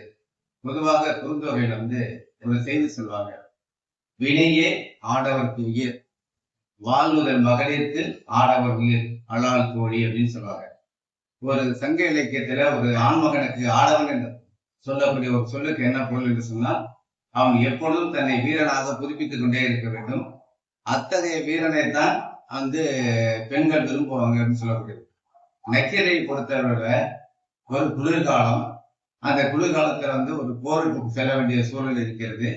அந்த போர்ல மனைவியை பிரிந்து செல்வது என்று இயல்பான ஒரு விஷயம். இந்த ஒரு இயல்பான விஷயத்துக்கு இவ்வளவு பெரிய காப்பியத்தை நக்கீர் எழுதுறோமா அப்படின்னு நம்ம யோசிச்சு பார்க்கணும். அப்ப என்னன்னா, ஒரு சாதாரண செய்திகளின் வழியாக நக்கீர் என்ன சொல்ல வருகிறார் சொன்னால், அந்த கால சமூகத்தினுடைய அகப்புற தன்மைகளை படம் பிடித்து காட்டுகிறார் அப்படின்னு சொல்லணும். இந்த மிக சின்ன 188 வரிகள் என்றாலும் கூட ஒவ்வொரு அடிகளையும் நம்ம எடுத்துட்டு பேசுவது என்றால் இந்த நேரம் நிச்சயமாக போதாது சொல்றாரு. அவர் இதுல இந்த நெடுநல்வாடையை பொறுத்த வரைக்கும் பாத்தீங்கன்னா, அவர் பண்பாட்டின் அடிப்படையிலும் சமூகவியலுடைய அடிப்படையிலும் அறிவியல் அடிப்படையிலும் மக்களின பாகுபாடுகளுடைய அடிப்படையிலும் எல்லாவற்றையும் அவர் அலசி ஆராய்ந்திருக்காரு. அதனாலதான் சங்க இலக்கிய முடிவை நீங்க வாசிச்சு பாத்தீங்கன்னா, ஒரு புலவன் ஒரு பாடலை ஏற்றுகிற போது வெறும் கற்பனை, ஓமை, உருவகம் இவற்றை மட்டும் இல்லாமல் தனக்கு தெரிந்த எல்லா அறிவியல் அறிவுகளையும் அங்கே புலப்படுத்தி அது ஓவர் டோஸ் இல்லாம அவர் கொடுத்த காலம் என்னன்னா, அதனாலதான் இன்றைக்கும் 3000 ஆண்டுகளை கடந்து சங்க இலக்கியம் சாக இலக்கியமாக இருக்கு. அந்த மாதிரி நீங்க பாத்தீங்கன்னு சொன்னா, நெடுநல்வாடை தொடங்குற போது ரொம்ப அழகா தொடங்குவார். வையகம் பழிப்ப வளநேர்ந்து வளையி பொய்யா வானம் புதுப்பெயல் பொழிந்தன ஆகலி முனைய கொடுங்கோர் கோவலர் ஏருடை இடநிறை பரப்பி நீடிதழ் கண்ணி நீரலை கலாவ மெய்க்குள் பெரும்பணி நலிய கைக்குள் கொல்லிய கவுள் புடையூர் நடுங்க அப்படின்னு தொடங்குற போது அப்படின்னு சொன்னா, அவர் இந்த பொய்யா வானம் அப்படின்னு அழகா சொன்னார் பேராசிரியர். என்றைக்கும் பொய்க்காத வானம், அதாவது இந்த இடத்துல வானம் என்பது மேகங்களை குறிக்கும், மழை மேகங்களை குறிக்கக்கூடியது. தான் சூழ்ந்திருக்கிற மலையை நம்ம சென்டிமெண்டா கோயில் போன வலது பக்கம் சுற்றுவது போல வளநேர்வு வலை, அது வலது பக்கமாக அந்த மேகங்கள் சுற்றி என்ன செய்தான், புது பெயர் பொழிந்திருக்கிறார். நல்லா கவனிச்சு பாத்தீங்கன்னா, புது பெயர்ங்கிற சொல்லாட்சிய நக்கீரர் பயன்படுத்துறாரு. இந்த பாடம் முழுக்க நிறைய சொல்லாட்சிகளை பயன்படுத்துவாரு. அதனாலதான் நம்ம கவிதை எழுதுகிற போது போற போக்கில கண்ட சொற்களை போட்டு எழுதக்கூடாது. கவிதை எழுதுறதுக்கு எத்தகைய ஆற்றல் வேண்டும், எத்தகைய வெளிப்பாடு வேண்டும், எத்தகைய உணர்ச்சி வேண்டும் என்பதெல்லாம் நமக்கு ஏற்கனவே சொல்லிட்டு போயிருக்காங்க. இந்த புது பெயல் அப்படின்னு சொன்னா, பெயல் என்று சொன்னால் மழையை குறிக்கக்கூடியது. மழைக்கு சங்க இலக்கியத்துல சினானிம்ஸ் அப்படின்னு சொல்லக்கூடிய ஒரு பொருள் பல சொல் பாத்தீங்கன்னா கிட்டத்தட்ட 36 சொற்கள் இருக்கிறது. பெய்தல் தன்மையுடையது பெயர், துளித்தல் தன்மையுடையது துளி, தூவல் தன்மையுடையது தூவல். அப்ப கிழக்கு திசை காற்று கொண்டு வரக்கூடிய அந்த மலைக்கு பெயர் பொன்மு அப்படின்னு சொல்லுவாங்க. அவர் சொன்னது போல வடக்கு திசை வரக்கூடிய பெயர் வாடகை காற்று அப்படின்னு நிறைய மழை நிறைய சொல்லிருக்கு. அவர் தொடங்குகிற போது ஒரு பாசிட்டிவ் எனர்ஜியா சொல்றாரு, வையகம் பணிப்புங்கிறார். இந்த உலகத்துல ஒரு புலவனுக்கு என்னன்னா, இந்த சமுதாயம் எப்பொழுதும் மகிழ்ச்சியாகவும் நிம்மதியாகவும் இருக்க வேண்டும் என்பதால அவர் தொடங்குகிற போது அந்த மேகம் எப்படி வருதா, இந்த வையகம் எப்போதுமே குளிர்ந்து நிம்மதியா இருக்கணும் அப்படின்னு நினைச்சுட்டு தான் புது பெய்ய தொடங்குது அப்படின்னு சொல்றாரு. இப்ப இந்த நெடுந்தோடை நம்ம பார்த்தோம் சொன்னா ஒரு 3 டைமென்ஷன் அப்படின்னு சொல்லுவாங்க. ஒன்று அரண்மனை. அரண்மனைக்குள்ளே மன்னன், பாண்டிமாதேவி எல்லாமே இருக்காங்க. அரண்மனைக்கு புறத்தே யார் இருக்காங்கன்னா, இந்த கொடுங்கோல் போர் என்று சொல்லக்கூடிய ஏழை மக்கள் நிறைய இருக்காங்க. அரண்மனைக்கு அந்த பக்கம் என்னன்னு சொன்னா பாசறை அமைத்து, பாடி வீடு அமைத்து மன்னன் போர்ல ஈடுபட்டு கொண்டிருக்கிறான். இப்ப தலைப்புக்கு பாத்தீங்கன்னு சொன்னா நெடுவாடை என்று சொல்லுகிற பொழுது நீண்டு இருக்கக்கூடிய வாடைக்காலம், துன்பத்தை தரக்கூடிய வாடைக்காலம் தலைவிக்கு. நெடு நல்வாடை என்று சொன்னால் நீண்டு இருக்கக்கூடிய நல்ல வாடைக்காலம் என்று சொல்வது மன்னனுக்கு. நீங்க சாதாரணமா ஒரு வெயில் காலத்துல உட்கார்ந்து பணி செய்வதை விட ஏசி ரூம்ல உட்காந்து பணி செஞ்சா டயர்டே தெரியாது. அதனாலதான் போர் செய்வதற்கு உகந்த காலம்னு சொன்னா அந்த குளிர்காலத்தில் செய்கிற போது ரொம்ப எனர்ஜெட்டிக்கா அந்த போரை புரியலாம் அப்படின்னு சொல்லக்கூடிய காட்சி அவர் சொல்றாரு. அப்ப அரண்மனைக்கு பொறுத்து இலக்கியர் என்ன சொல்ல வர்றாருன்னா, ஒரே குளிர்காலம் தான். ஆனா அரண்மனைக்கு இருக்கக்கூடிய மக்கள் ரொம்ப வெல் அண்ட் ஷேப், நல்லா பாதுகாப்பா இருக்காங்க, எந்த பிரச்சனையும் இல்லை, கைத்தட்டி கூப்பிட்டா 1000 எவ்வளவு வருங்க. அப்படி இருந்த கொஞ்சம் தலைவர் என்ன வருத்தப்படுறாங்கன்னா, தலைவன் பக்கத்துல இருந்து வருத்தப்படுறாரு. அது அவரோட தவறு, வருத்தப்படக்கூடாது. ஏன்னா தலைவன் போருக்கு போயிருக்காங்க, வீரத்தை நிரூபிக்கணும், அப்பதான் ஆடவன் அப்படின்னு சொல்லக்கூடியது. ஆனா அவர் நக்கீரர் என்ன சொல்றாருன்னா, வெளியே பாரு, அரண்மனைக்குள்ளே பாரு, ஒரு மாடு மேய்த்து கொண்டிருக்கக்கூடிய கோவலன் என்ன துன்பத்தை அனுபவிக்கிறான்னு சொல்லிட்டு ரொம்ப அழகா சொல்றாரு. நீடிதழ் கண்ணி நீரழைக்கலாக, நீண்ட இதழ்களை உடைய காந்தல் மலர்களை தலையிலே சுற்றி கொண்டிருக்கக்கூடிய அந்த கோவலர்கள் உடம்புல சக்கை போடல, அந்த மழை தலையில பெய்வதன் காரணமாக அந்த இதழ்கள் எல்லாம் ஊறி அந்த தண்ணீர் உடம்புகளை சுற்றுற போது அந்த துன்பத்தை அவன் அனுப்பிக்கிறான்னு சொல்றாரு. இந்த குளிர்காலம் எப்படிப்பட்ட குளிர்காலம் என்பதை சொல்வது ஃப்ரீஸ்டு ஐஸ் அப்படின்னு சொல்லுவாங்க. உறைந்த காலம் என்பதை நக்கீரன் ரொம்ப அழகா காட்சிப்படுத்துறாரு. அதான் ஒரு கவிஞனுடைய தன்மை அப்படி ரொம்ப சொல்றாரு. மா மேயல் மரப்ப, மந்தி கூற, பறவை படிவன வீழ, கறவை கன்றுகோள் ஒளிய, குன்று குளிர்பண்ண கூதி போனார். ரொம்ப அழகா சொல்றாரு. அது மா மேயல் மரப்ப, எங்காவது மாடு மேய்க்கிறத மறந்துருமா, அது மேய்ச்சலையே மறக்கின்ற அளவிற்கு அந்த குளிர்காலம் இருக்குதுங்க. மந்தி கூறம், கூறம்னா நடுக்கம், அந்த குரங்குகள் எல்லாம் அப்படியே நடுங்கிட்டு உட்கார்ந்து இருக்குதா. பறவை படிவன வீழங்கிற ஒரு கிளையை இந்த பறவைகள் பற்றி கொண்டிருக்கிற போது, பற்றி கொண்டிருக்கிற விறகுகளுக்கும் அந்த கிளைக்கும் இடையில குளிர்காலத்தினுடைய தண்ணி போகும்போது அது விடுபட்டு கீழே விழுந்து கொண்டிருக்கிறது அப்படின்னு காட்சிப்படுத்துறார்கள். அது மட்டும் இல்ல, குன்று குளிர்பண்ண கூதில் போனார், கல்லு போல மனசு அப்படிமோ, அப்படிப்பட்ட குன்றே குளிர்ச்சி அடைகின்ற அளவிற்கு அந்த குளிர்காலம் இருக்கிறது அப்படின்னு நம்ம அழகா சொல்றாரு. இன்னொரு பக்கம் செடி கொடிகள் நிறைய சொல்லிட்டே போவார். சொல்ற போது அழகா சொல்றாரு, எப்படி ஒவ்வொரு செடியும் பூத்து இருக்கிறது. பேராசிரியர் சொல்றது போல புன்கொடி முசுண்டை அப்படின்னு புள்ளிய தன்மையுடைய மெலிந்த காம்புகளுடைய அந்த மலர்கள் மேல எப்படி பனித்துளி உட்கார்ந்து இருக்கு அப்படின்னு சொல்லுவாரு. இன்னொரு பக்கம் சொல்லுவாரு, பொன்போல் பீரம் முதல் மலர். பீரம் என்று சொன்னா பீர்க்கங்காய். பீர்க்கங்காயோட மலர்கள் என்ன கலர்ல இருக்குன்னா கோல்டு கலர்ல இருக்கும். சயின்ஸ், உங்க சயின்ஸ் அவர் பேசுறாரு. இப்படி அவர் பேசிட்டு இருக்கிற போது நான் ரொம்ப அழகா சொல்றாரு, கைக்குள் கொல்லிய. என்ன அழகா சொல்லாச்சு தெரியுங்களா, நமக்கு குளிர்காலம் வந்துருச்சு அப்படின்னு சொன்னா குளிர பக்கத்துக்கு கையை தேய்ப்போம். தேய்க்கிறவங்க கையில சூடு உண்டாகல. அதான் சொல்றாரு, கைக்குள் கொல்லிய மெய்ப்பொல் பெரும்பணி நெளிய அப்படிங்கிற. மேல பனி வரும்போது கையை தேய்க்கிறான். கவுல்னா பற்கள், கவுல் புடையூர் பல்ல அப்படியே கிடிக்கிட்டு இருக்காங்க. அதே என்ன சொல்றாங்க, புலம்பெயர் புலம்போடு கலங்கி போட. இன்னொரு புலத்தை விட்டு முள்ள நிலத்தை விட்டு இன்னொரு மழை பெய்யாத நிலத்துக்கு இடம் போயிடுறான். எப்படி போறான், ஏருட இனநிறை அப்படிங்கிறார். ஏறுனா காளை மாடு, இனநிறை சொன்னா அதுக்கு ஒத்த நிறை கூட்டமாக இருக்கக்கூடிய எருமை மாடு, ஆடுகள், பசுக்கள் எல்லாத்தையும் குறிப்பிட்டு அந்த பக்கம் போறான் அப்படின்னு சொல்றான். இது ஒரு காட்சி. இப்படியே சொல்லிட்டே போறாரு. அப்ப அந்த இதுல நாரைகள்லாம் என்ன செய்ய சொல்றாரு, செவ்வரி நாரையோடு எவ்வாயில் கவரை அப்படின்னு அந்த இத காட்சி அரண்மனைக்கு வெளியில இந்த சாதாரண சமூகம் இருக்கக்கூடிய ஒரு கோவலன் என்ன பாடுபடுறான் அப்படின்னு சொல்றாரு. இன்னொரு பக்கம் அரண்மனைக்குள்ள பாத்தீங்கன்னு சொன்னீங்கன்னா, இந்த கோவலர்கள் வயதை ஒத்து இருக்கக்கூடிய இன்னொரு இளைஞர்கள் இருக்காங்க. அவங்களுக்கு என்னன்னா சோறு கண்ட இடம் சொல்றான், தின்ன கண்ட இடம் தூக்கம், நல்லா எல்லா வளத்தோட இருக்காங்க. அவன் எப்படி அலையறான்னு சொன்னா, முடலை யாக்கை முழுவலி மக்கள் அப்படின்னு சொல்றாரு. முறுக்குண்ட முடலோடு முட்டாள முழுவலியக்கள் என்ன பண்றான், வண்டு மூசு தேரல் மாந்தி மகிழ் சிறந்து அப்படிங்கிறார். வண்டுகள் வைக்கக்கூடிய கல்லை நன்றாக குடித்து விட்டு அவன் என்ன போயிட்டு இருக்கானா, மழை பெய்ஞ்சிட்டு இருக்கு குளிர்காலத்துல, தன் தலை குழி பேனார். மழை இரவ மாட்டு மழை பெஞ்ச மாதிரி இதை பத்தி கவனமா இருக்கு. ஒரு பக்கம் வாழ்வின் ஆதாரத்தை இழந்து விட்டு கோவலர்கள் துடித்துக் கொண்டிருக்கிறார்கள், இன்னொரு பக்கம் வாழ்க்கையை அனுபவிச்சுட்டு இருக்காங்க. ரெண்டுக்கும் பொதுவான எது இருக்கிறது என்று சொன்னால், இந்த குளிர்காலம் இருக்கிறது அப்படின்னு சொல்லி ஒரு பொசிஷன்ல அவர் சொல்றாரு. அதுக்கப்புறம் இந்த தலைவியை பற்றி சொல்கிற போது நிறைய அறிவியல் செய்தியில நிக்க சொல்றாரு. அந்த தலைவி ஏன் வருத்தப்படுகிறார் அப்படின்னு சொல்கிற போது அந்த தலைவியற்குரிய அந்த படத்தை சொல்கிற போது பேராசிரியர்கள் சொன்னது போல வந்து அது அந்த ஓவியங்கள்லாம் உள்ள வரையப்பட்டிருக்குது. அங்க நிலாவுக்கு பக்கத்துல வந்து அந்த ரோகிணி சித்திரம் இருக்குது. அது சொல்றாரு, ரோகிணி நினைவனது நோக்கி நெடிதுயரா அப்படிங்கிறார். என்னன்னா இந்த ரோகிணி நட்சத்திரத்துக்கு கூட என்ன கொடுப்பினை இருக்கிறதுன்னு சொன்னால் நிலாவோட சேர்ந்து இருக்கக்கூடிய கொடுப்பினை இருக்கிறது. எனக்கு இல்லையே என் தலைவன் பிரிந்து போயிருக்கிறேன் அப்படின்னு சொல்றாங்க. அப்ப அந்த படத்துல போடப்பட்டிருக்கிற ஒரு கட்டளை பற்றி பேசுகிற போது அங்க ரொம்ப அழகா சொன்னாரு. சயின்ஸ் அண்ட் டெக்னாலஜி பத்தி எனக்கு ரொம்ப அழகா பேசுறாரு. அந்த கட்டளை எப்படி செய்யப்பட்டிருக்கு அப்படின்னு சொன்னா அந்த கட்டளை மேல போடப்பட்டிருக்கிற தகடு எப்படி இருக்குன்னு சொன்னா ஒரு புலியினுடைய உடம்பை போல அந்த செதுக்கி கட்டில் மேல இருக்குது. அங்கே போடப்பட்டிருக்கிற தலையணை எப்படின்னா நீங்க சொல்றீங்களா போம் மெத்த அப்படிங்கிற மாதிரி அன்னைக்கு ஆண் அன்னமும் பெண் அன்னமும் புணர்ந்து உதிர்கின்ற அந்த சிறகுகளை கொண்டு வந்து தலையணை செஞ்சு அதை படுத்திருக்காங்க. என்ன அப்படின்னு சொன்னா அக வாழ்க்கையா இருந்தாலும் புற வாழ்க்கையாக இருந்தாலும் ஈரத்தை பற்றி தான் நினைத்துக் கொண்டிருக்க வேண்டிய குறியீட்டுக்காக தான் அந்த காட்சியை வந்து அங்க வைக்கிறாங்க. அப்ப அந்த மன்னன் எப்படிப்பட்ட அரண்மனை இருக்கும் அப்படிங்கிறதுக்கு ரொம்ப அழகா சொல்றாரு. ரொம்ப நிறைய செய்திகள் பார்த்தீங்கன்னா டெக்னிக்கல் டேர்ம்ஸ் நிறைய சொல்றாரு. அவர் சொல்றாரு, நூலறி புலவர் நுண்ணிதின் கையிலிட்டு தேயம் கொண்டு தெய்வம் நோக்கி பெரும்பெயர் மன்னருக்கு ஒப்ப மனை வகுத்து அப்படிங்கிறாரு. நூலறி புலவங்கிறாரு. நம்ம கொத்தனார் சிவரை கட்டுற போது குண்டு நூல் விட்டு பார்ப்பார்ல, அவர் சொல்றாரு, நூலறி புலவர் நுண்ணிதின் கையிலிட்டு நுட்பமாக அதை செலுத்தி பெரும்பெயர் மன்னர் கோப்ப அவர் மனையை விளக்குறாங்க. எப்படிப்பட்ட வாயில் திரும்ப அந்த அரண்மனை எப்படிப்பட்ட வாயில் அப்படின்னு சொல்றாரு.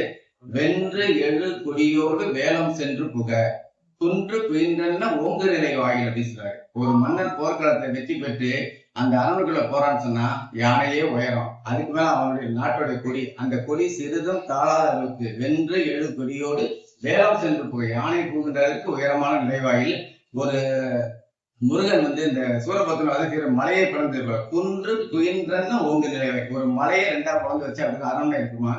எல்லாரும் நிலாவை அனுபவிப்பாங்க. நக்கீர சொல்றாரு, நிலாவே வந்து அந்த அரண்மனைக்குள்ள வந்து பயன் கொள்ளுது, நிலவு பயன் கொள்ளும் நெடுவன் முற்றம் அப்படிங்கிறார். அப்படிப்பட்ட அரண்மனைக்குள்ள இருக்கக்கூடிய தலைவிக்கு இதெல்லாம் தேவையில்லாத வருத்தம் அப்படிங்கிற. அப்படி என்ன சொல்றாங்கன்னா பேராசிரியர் சொன்னதுல கொற்றை வெளிப்பாட்டுல சொல்றாங்க என்ன சொல்றாங்க, இன்னே வருகுவனின் தாயர் அப்படின்னு சொல்லி ஆறுதல் சொல்றாங்க.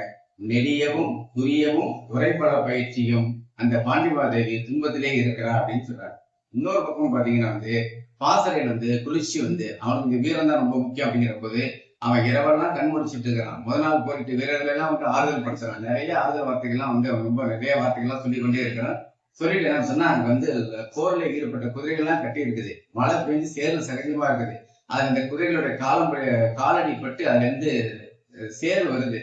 அப்ப தன் வீரர்களை பார்ப்பதற்காக அந்த நெடுஞ்செழியன் வருகிறான். அவன் எப்படி பாண்டிய மன்னன் என்பதற்கு நக்கீர வாசிய சொல்வாரு, வேம்பு தலையாத்த நோன்பாக இருக்க. வேம்ப புகை வந்து கூறிய அம்புலைய வந்து பயிற்சிப்பதன் காரணமாகத்தான் அவன் பாண்டிய தேச மன்னன் அதை உரையாசிரியர் பின்னே சொல்லுவாங்க.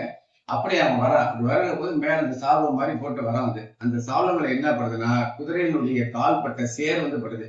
அப்படி யாராலும் சாதாரண மன்னன் அவமானப்படுத்தினா மன்னன் பொறுத்துக் கொள்ள மாட்டான். ஆனா அவன் நோக்கங்களுக்கு எங்க இருக்கு அப்படின்னு சொல்லுகிற போது போர்லயே இருக்குது சொன்னான். அதான் அழகா சொன்னாரு, நல்ல ஞாபகத்தும் பள்ளி கொண்டான். அவர் சொன்னாரு, சிலரோடு திரிதரும் வேந்தன் பலரோடு முரணிய பாசரின் புரியலேன்னு வைக்கிற அந்த இதை முடிக்கிறாரு. முதல்ல பாசிட்டிவா தொடங்கிட்டு முடிக்கிற போது முரல்ல சொல்றாரு. என்னன்னு சொன்னா அடியரவிலும் அந்த வெற்றியை நினைத்துக் கொண்டு உறங்காத இருந்த மன்னன் என்ன சொல்றாங்க, சிலரோடு திரிதரும் வேந்தன். சிலரோடுனா அமைச்சர் கூட இருப்பாங்க, தளபதி கூட இருப்பாங்க, ஜோசியம் பார்க்கிற கூட இருப்பான், போர் தளபதி மத்தவங்க இருப்பாங்க. இதுதான் சிலரோடு திரிதர் வேந்தன். இன்னைக்கு எதில் ஈடுபட்டு இருக்கிறான், பலரோடு முரணிய பாசறை, பலரோடு சண்டை போடக்கூடிய அந்த பாசறைக்குள்ள இருக்கிறான் என்று சொல்லி அதுக்கு இருக்கு. நிறைய பாத்தீங்கன்னா வந்து ரொம்ப அழகா வந்து இந்த இதுல அழகோட அறிவியல் செய்தின்னு சொல்லுவாரு.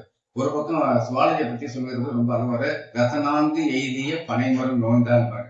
யானைக்கு வந்து 40 வயசு ஆயிடுச்சுன்னா வாயிலின் தந்தம் தானாக கீழே ஊந்துரும் அப்படிங்கிற அறிவியல் செய்தி நக்கீர் வைக்கிறாரு. அந்த தந்தத்தை கொண்டு வந்து ராணியோட கட்டில வச்சு அந்த கட்டில செஞ்சாங்க. பேரளவு எய்திய பெரும்பெயர் பாண்டின்னு சொல்லுவாங்க.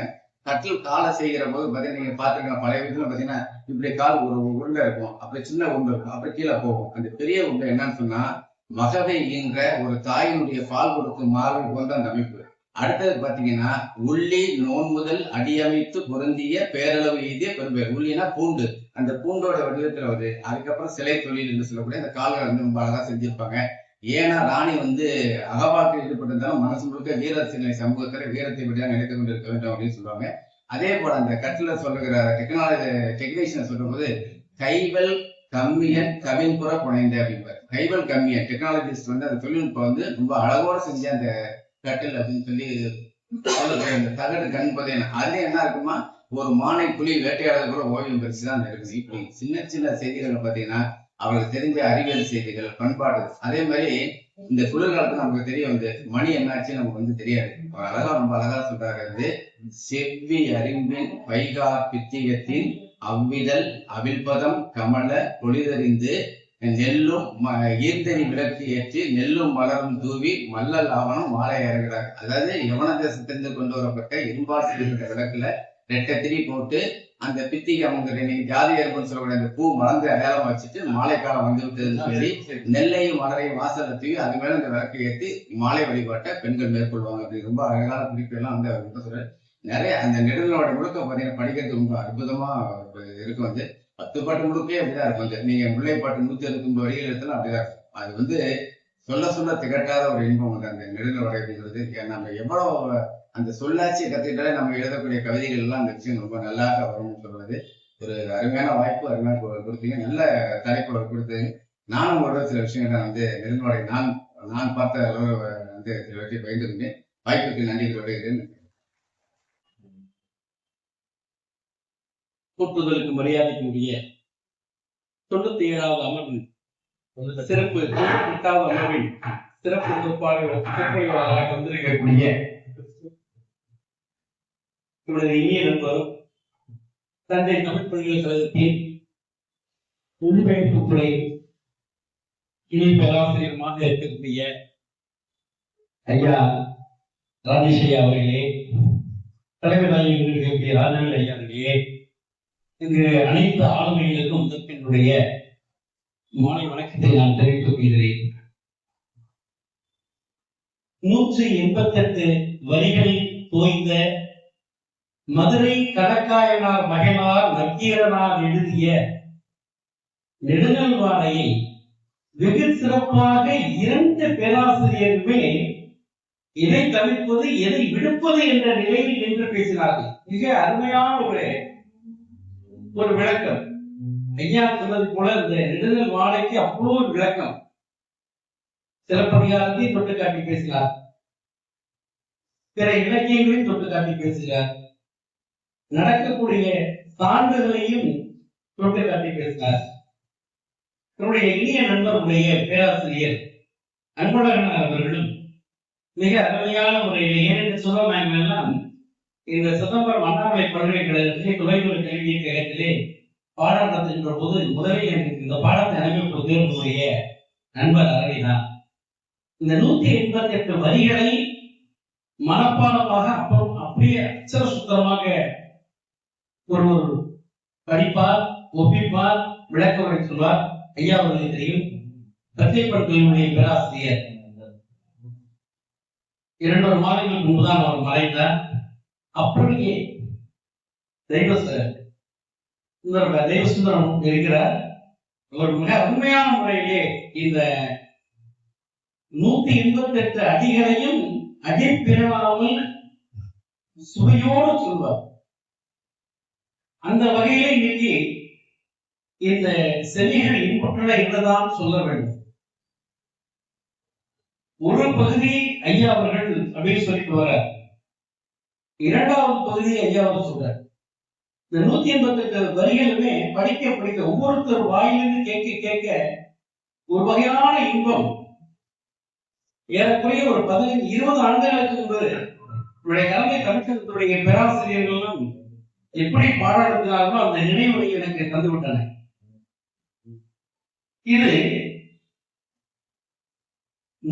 வேம்புதலையாத்த நூல்கால் லெக்கமோடு என்று வருகின்ற வரை இது அகப்பாடு.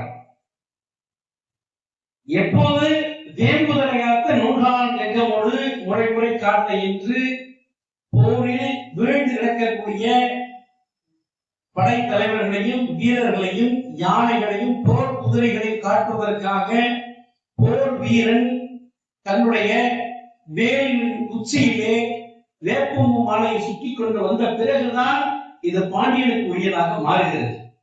அதுவரை இது ஒரு அகப்புற பாடல். வினைமுற்று மேலும் தலைவன் வரும் வரை காத்திருக்கக்கூடிய தலைவிக்கு நீண்ட வாடையாக இருக்கிறது. ஆனால் பாசறையில் இருக்கக்கூடிய தலைவனுக்கோ இது நல்வாடையாக அமைகிறது. இதுதான் நெடுநல் வாடை என்பதற்கான அருமையான விளக்கத்தை உடைய உரையாசிரியர்கள் குறிப்பிடுவார்கள். அந்த வகையில நமக்கு பார்க்கின்ற போது சாதாரணமா ஒரு பெண்ணை ஒரு நெறிமாத கர்ப்பிணியா இருந்தா கூட அடுத்த வீட்டுக்கு நம்ம அனுப்புறோம், பஸ்ல ஏற்றி அனுப்புறோம்னு சொன்னோம்னா தலையில வேப்பம்பூவை சொருப்போம். இந்த வேப்பம்பெல்லாம் சொருவி வைப்போம். இதுல ஒரு 2 விதமான ஒரு கிரிட்டிசைஸ் நம்ம பண்ண முடியும். ஒண்ணு, பாண்டியன் நெடுஞ்செழியன் என்பதற்கு அடையாளமாக இருக்கக்கூடிய வேப்பம்பூ மாலையும் நனைந்து சூடிச்சென்றான் வேலியிலே என்று சொல்லுகிறோம். அதே நேரத்திலே இன்னொரு சைக்கலாஜிக்கல் ரிசர்ச் மெத்தடாலஜி நம்ம பார்த்தோம்னா நைட்ல வெறும் சடலமா கிடைக்குது, வெறும் அங்க குத்தியில் குணமா இருக்கு, அவமே உயிர் பெற தருவாயில் இருந்துட்டு இருக்கிறான். இங்க காட்டக்கூடிய அந்த வீரனுக்கு கொஞ்சம் உயிர் பயம் இருக்கு. அதனால என்னவோ இந்த வேப்பத்தெல்லாம் சுத்திக்கிட்டோம்னா, இந்த வேப்பம் பூவெல்லாம் சுத்திக்கிட்டோம்னா பேய் பிசாசை லண்டால் என்ற ஒரு நம்பிக்கை நம்மகிட்ட இருக்கு, இன்னைக்கு இருக்கு. அதனால்தான் அவன் அந்த வேலியை சுற்றினான் என்று சொல்லி வாதிடக்கூடிய சான்றோர்களும் இருக்கின்றார்கள். வேப்பம் மாலை சூடிய காரணத்தினால் பாண்டியன் நெடுஞ்செழியனுக்குரியதாக, இந்த பாண்டியனுக்குரியதாக அகமும் புறமும் பொருளும் பேசுவதாக இருக்கக்கூடிய ஒரு நூலாக மாறியது என்று சொல்கிறார். ரொம்ப அற்புதமான நூல். அதாவது கற்றிலனாயினும் கேட்க அது ஒரு யுத்தத்தின் நூற்றாம் துணை. 2 பேராசிரியர் பேசுறது உண்மையிலேயே கற்றாரே காமுறுவர் என்பதை போல இவ்வளவு அழகான முறையில ஒரு முப்பாதி என்று சொல்ற, பிற்பாதி என்று சொல்ற, இன்னும் சொல்லப்படாத பல பகுதிகள் இதில் இருக்கின்றன. அதாவது அந்த மாலை நேரத்துல அந்த பெண்கள் எவ்வாறு வீணையை வருடி சூடாக்கி அந்த வீணை யாழின் நரம்புகளை தேய்த்தார் என்பதற்கு மிக அருமையான ஒரு சுவையுடைய ஒரு உவமை சொல்வார்கள். நான் அதை சொல்ல விரும்பவில்லை. ஏனென்று சொன்னால் அது பல்கலைக்கழகமோ அல்லது பள்ளி கல்லூரி அறையோ இல்லை. இது எப்படி வேணுமாலும் நீங்கள் எடுத்துக் கொள்வீர்கள். அது ஒரு காரணத்துக்காக தான் நம்முடைய பேராசிரியர் ராஜேஷையாவும் பேராசிரியர் அன்பழகனையும் தவிர்த்து விட்டு சொன்னார்கள். மிக அருமையான முறை இது உடல் முழுமொழி மாக்கல் என்று சொன்னார். அதாவது ரொம்ப அற்புதமான முறையில அந்த மழை பெஞ்சிட்டு இருக்கு, இந்த கண்ணில் அறந்து கொண்டு அவர்கள் அப்படியே அங்கேயே தெரிஞ்சிட்டு இருக்கலாம். நல்ல முரண்பட்ட செய்தி என்று சொன்னார். அங்க ஒருத்தன் தூங்கிட்டு இருக்காங்க, ஒருத்தங்க புலம்பிட்டு இருக்கிறாங்க, ஒருத்தன் தெரிஞ்சிட்டு இருக்கான். ஆனால் இணைமேல் சென்ற தலைவனாக இருக்கக்கூடிய நல்ல ஞாபகத்தும் துஞ்சான். அதாவது அந்த இரவு பொழுதிலும் கூட அவன் துஞ்சாமல் வெற்றி பெற வேண்டும் என்ற ஒரு நோக்கிலும் தலைவிக்கு கொடுத்த வாக்கினை நிறைவேற்ற வேண்டும் என்பதற்காகவும் அந்த வினைமேல் சென்ற தலைவன் வினையை வெற்றிகரமாக முடிப்பதற்காக அவன் துஞ்சவில்லை என்ற செய்தியை ஒன்று சொல்லுகின்றார். முதல் ஆரம்பமே அற்புதமான முறையில் சொல்றார். இதுதான் அந்த சங்க இலக்கியம் தான் பின்னாடி வரக்கூடிய பக்தி இலக்கியத்திற்குலாம் ஒரு சான்றாக இருக்கும். அதாவது இப்படி வடநேர்வு தெரிந்தது என்று சொன்னார்களோ அதெல்லாம் பின்னாடி சொல்றாங்க. மாண்புகள் வளாது பெய்க, மழை வளம் சுரக்க, மன்னன் போர்முறை அரசு செய்க, குறைவில்லாத உயிர்கள் வாழ்க, நான் மறையரங்கள் ஓங்குக, நற்றவ வேள்வி மல்க, மேன்மையோடு செய்வ நீதி விளக்குக உலகமெல்லாம். இதற்கெல்லாம் முக்கியமாக காரணம் மழை இல்லாது. வான்மிகள் வளாது பெய்க. இன்னைக்கு நம்ம எல்லாருமே நல்லா சந்தோஷமா தான் இருக்கிறோம், மழையெல்லாம் பொழிது எல்லாம் போடுறோம். இதுவே இல்லை அப்படின்னு சொன்னா எப்படி இருக்கும் நினைச்சு பாருங்க. அப்ப ஒரு மங்களமான சொற்களை போட்டு எழுதுவது என்பது அன்றைய சங்க இலக்கியத்துடைய ஆசிரியர்களுடைய மிகப்பெரிய பண்பாக இருந்திருக்கிறது. இந்த பண்பிலே அவர்கள் நின்ற ஆசிரியமை இன்னைக்கு நான் ரொம்ப உண்மையிலே இந்த அமர்வு என்னை பொறுத்தவரையில மிகவும் நிறைவான அமர்வாக நான் கருதுகிறேன். ஏன்னு சொன்னா ஒரு பகுதி சொன்னார், ஒரு செய்தியை சொல்றார். கடவுளைதான் அவர்களுடைய பாராட்டு. வேற எதுவும் பணம் போய் கொடுக்க முடியாது. நம்ம பணம் கொடுக்க அளவுக்கு தரப்பாட்டு வசதி கிடையாது. ஆமா, ஆனாலும் அந்த கரமொழி தான் அவர்களுக்கு மிக அற்புதமான ஒரு செதுக்க சொல்றாரு. அதுதான் தமிழாசிரியர் கடமை. இப்படி படிக்க சொல்லி கொடுத்தா சொன்னாரு. 4 பேருக்கு நான் நடத்தும், 40 பேர் கொடுத்தேன். இந்த வார்த்தை ஏறக்குறைய 25 ஆண்டுகளுக்கு முன்னுடைய நண்பர் அரணி அவர்கள் சொன்னார். என்னென்று சொன்னால் 4 நாட்கள் தொலைதூர இயக்கத்திலே அந்த வகுப்புகள் தொடரும். அப்போது 400 பேர் உட்கார்ந்துருப்பாங்க. 400 பேர் இன்னைக்கு தைரியமா பேசுறேன் அப்படின்னா காரணம் அன்பழகன் சார் தான். திரும்ப நான் புதுசு பண்ண நினைக்க வேண்டாம். கொண்டு போய் உங்களால முடியும் பேசுங்க, ராஜமா நினைக்கணும் அப்படின்னு. அப்போ நான் கரதி தமிழ் சங்கத்திலே தமிழ்துறை தலைவராக மாலை தன்னுடைய கொடுத்திருக்கிறவர்களாக பணியாற்றி அந்த ஆக்கம் ஊக்கம் கொடுத்த காரணம் தான் இன்றைக்கு இந்த அளவிற்கு நான் உணர்ந்து கொண்டிருக்கின்றேன். அந்த அளவிற்கு அவர்கள் 40 மணி நேரம் கூட பேசுவார்கள். 400 ஆசிரியர்களுக்கும் மாணவர்களுக்கும் எடுப்பார்கள். இன்றைக்கு சாதாரண விஷயம் அல்ல. ஐயா அவர் அறிவிப்பதற்குங்க அவர் MA தமிழ், MA ஆங்கிலம், MA மொழியியல், ஆய்வியல் இளைஞர் பட்டம், முதுமுனைவர் பட்டம், அடுத்ததாக நம்முடைய ஜேர்னலிசம் அவர் படிச்சிருக்கிறாங்க. கிட்டத்தட்ட ஒரு 165 மேல இந்த ஆய்வு கட்டுரை எழுதிக்கிறாங்க. சார் இருக்கிறாங்க. அவங்க ஊரு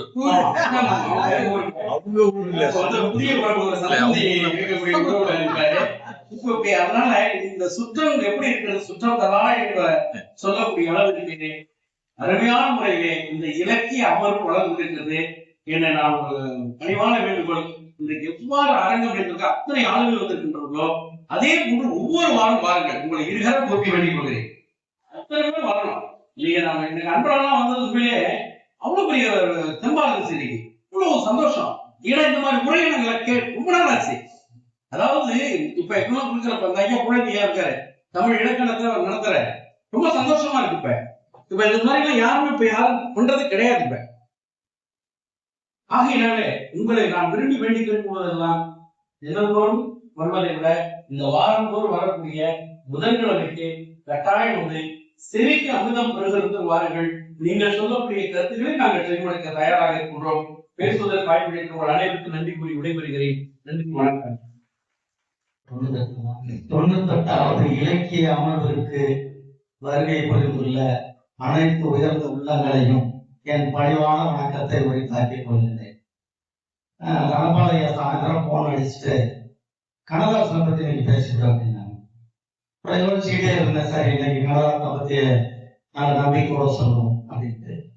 கனவுகள் என்பது இளமையில் இருந்து முதுமை வரைக்கும் எல்லோருக்குமே இருக்கும். இந்த கனவுகள் மேம்படுவதற்கு உழைப்பு இருக்க வேண்டும். அந்த உழைப்பு அவங்கள் தொடர்ந்து இருக்கும் பொழுது வெற்றியாளராக மாறுகின்றார்கள். இந்த உலகத்துக்கு அடையாளமாகவும் தெரிய ஆரம்பிக்கிறார்கள். அப்படிதான் காரைக்குடியில் இருந்து ஒரு கனவோட தன்னுடைய சாதாரண பாத்தீங்கன்னாக்க அந்த இரும்பு பெட்டி மாதிரி இருக்கும், தகர பெட்டி மாதிரி இருக்கும். அந்த காலத்துல ஹாஸ்டல்ல நான் படிக்கும் போதுதான் எங்க அப்பா அம்மா அதான் கொடுத்து ஹாஸ்டல்ல வைக்கலாம்பாங்க. அது மாதிரி ஒரு இதை தூக்கிக்கிட்டு ரயில்ல பயணம் செய்து கண்ணதாசன் வருகின்றார். இப்படி வந்துட்டு இருக்கும் பொழுது நேரம் இரவு ஆகிவிட்டது. இரவான பிறகு என்ன செய்வது என்று யோசிக்கிறாரு. மெரினா பீச்சில் அந்த காந்தி சிலைக்கு அருகில் இருக்கின்ற இரவு ஆகிவிட்டது. அதுல படுத்து உறங்குறார். காவல்துறை போலீஸ்காரங்க எல்லாம் அடிச்சு துரத்திக்கிட்டே இருக்காங்க. அந்த நேரத்துல இப்ப கையில குச்சி வச்சுட்டு ஒரு போலீஸ்கார் இவரையும் அடிச்சு எழுதி அப்படிங்கிறாரு. மிகப்பெரிய கனவு சுமையோட படுத்திருக்கிறார். அந்த பெட்டிக்கு பக்கத்துல பெட்டியை உடனே திறந்து பார்த்தேன். பாபு வச்சிருக்கேன்னு கேட்கிறாரு. இல்ல 4-5 துணிகளும் ஒரே ஒரு 3-4 நோட்டு வச்சிருக்கேன் அப்படிங்கிறாரு. எங்க வந்தேன்னு கேட்கிறாரு. நான் கவிதை எழுத வந்தேன். கவிதை எழுத இங்க இருக்க படுத்திருக்கிறார் அப்படின்னு கேட்கிறாரு. என் நண்பனுடைய அறை நல்ல தூரத்துல இருக்கு, அதனால போக முடியாதுங்கிறாரு. ஒரு 4 நாள் காசு இருந்தா கூட இங்கே படுத்துக்கன்னு சொல்லி அந்த காவல்துறை அதிகாரி கேட்கிறார். ஏன்னா 4 நாள் காசு இருந்தா நான் எங்க படுத்திருக்கிறேன் அப்படிங்கிறாரு. அடிச்சு துரத்தப்பட்டார் அந்த கண்ணதாசன். கை வலிக்க கால் வலிக்க அந்த பெட்டியை தூக்கிக்கிட்டு மண்ணடி வரைக்கும் பயணம் செய்தார். மண்ணடியில தான் அவன் நண்பன் இருக்கிறார். அங்க போய் அறையில தங்கியிருக்கிறாரு. பிற்காலத்தில் ஒரு 10 வருடத்துக்கு அப்புறம் அதே இடத்துல ஒரு படம் எடுக்கிறார். சுமைதாங்கிங்கிற ஒரு படத்தை எடுக்கிறார். அந்த சுமைதாங்கிங்கிற படம் எடுக்கும் பொழுது எந்த காவல்துறை அதிகாரி அடித்தாலும் அவரும் அங்கு நினைத்திருக்கிறார். 4 காவல்கள் ஊர்வலமாக வர சொந்த தயாரிப்பில் அந்த படம் எடுக்கிறார். 1962 எடுக்கப்பட்ட அந்த படம். அதுல ஜெமினி கணேசனும் தேவிகாவும் நடிச்சது. அப்படின்னா 2 பேரும் நடிக்கின்ற அந்த படம் நடக்கின்றது. இந்த படத்தெல்லாம் எடுத்து இதுதான் ஒரு கிளைமாசியம் தான் பிள்ளைகளுக்கு போட்டு காட்டாரு. இந்த இடத்துல நான் காந்தி சிலையை தான் படித்தேன். இந்த காவல்துறை அதிகாரி தான் என்னை அடிச்சாரு. அன்னைக்கு 4 நாள் காசு இல்லை என்பதற்காக என்னை அவமானப்படுத்தியதை நான் அங்கீகாரமாக எடுத்துக்கிட்டேன், அஸ்திவாரமாக எடுத்துக்கிட்டேன், வாக்கள் ஜெயிச்சு காட்டினாரு. எவ்வளவு பெரிய வார்த்தை பாருங்க. சொன்னது மட்டுமல்ல, அதுல புகழ்பெற்ற பாடல்கள் 2 எழுதியிருந்தாரு. ஒரு பாட்டோட ஞான தனபால் பார்த்துட்டே இருப்பாரு. ஒரு பாட்டோட முடிச்சுக்கிறேன். வாழ்க்கை என்றால் 1000 இருக்கும், வாசல் தோறும் வேதனைகள் இருக்கும், அந்த துன்பம் எதுவென்றாலும் நீங்கிவிடும் என்று பாட்டு எழுதினாரு. அடுத்ததான் அர்த்தடி. மயக்கமா கலக்கமா மனதிலே குழப்பமா வாழ்க்கையில் நடுக்கமா. நன்றி, வணக்கம். தவறாமல் இந்த இலக்கிய வருவதற்கு எனக்கு ஆசை. இன்றைக்கு நெடுநல்வாடை பற்றி பேராசிரியர் பேசுகிறார், அதை கேட்போம் என்ற ஆசையில் வருகிறது. நண்பர் ஐயாவும் சிறப்பாக உரையாடினார், ஐயா ராஜமணி ஐயாவும் சிறப்பாக உரையாடினார். என்னுடைய சில ஆசைகளை உங்களுக்கு பகிர்ந்து என்பதை ஆசை.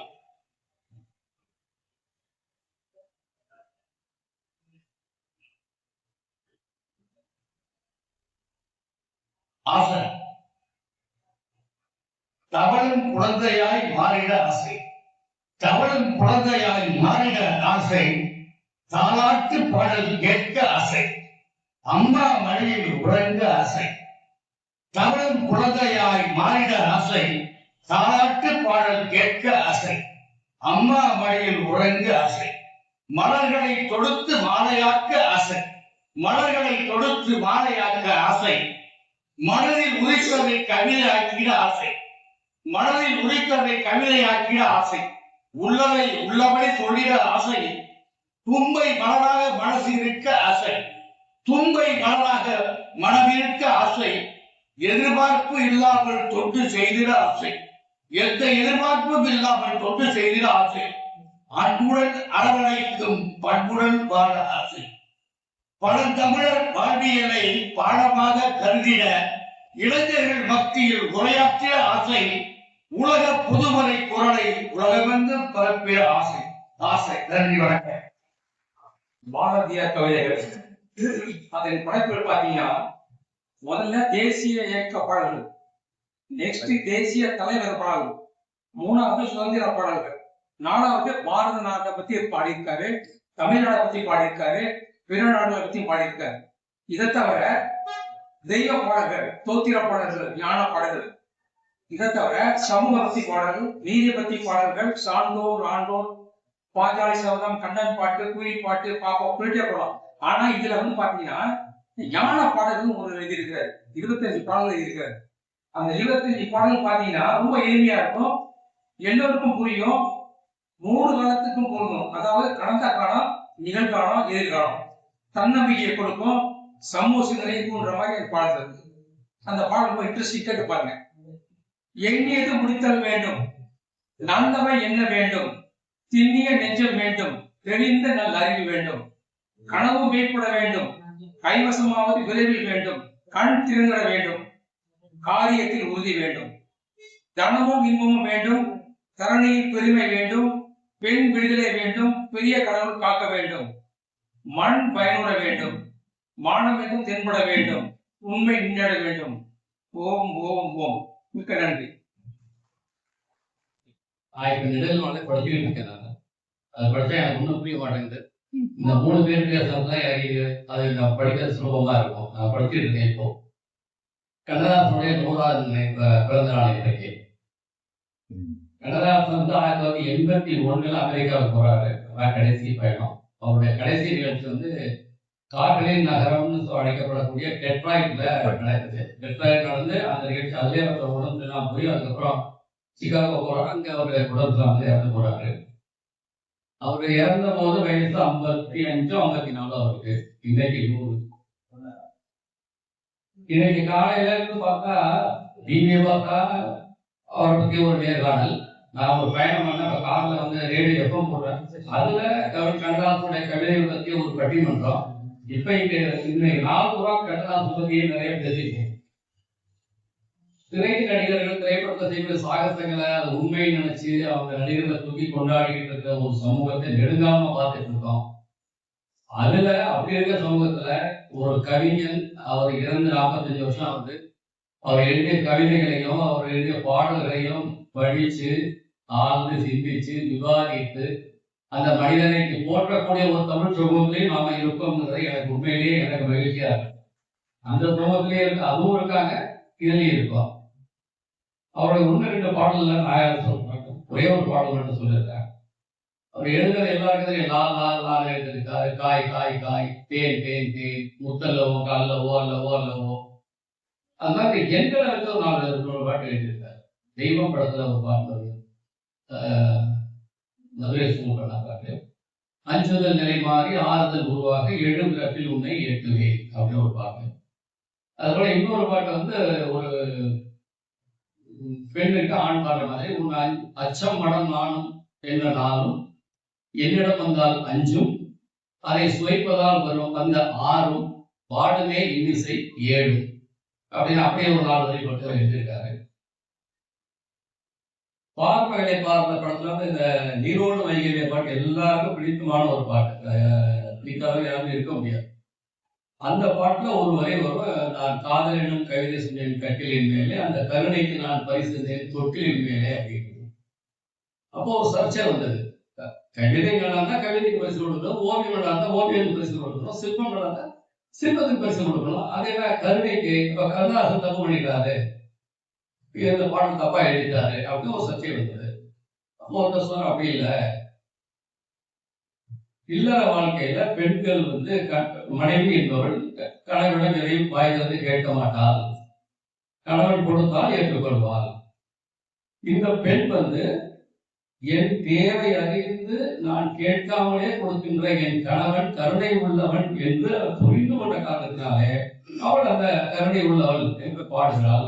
அந்த கருத்து சரிதான், அந்த வார்த்தை சரிதான் என்று ஒரு விளக்கம் சொல்லப்பட்டது.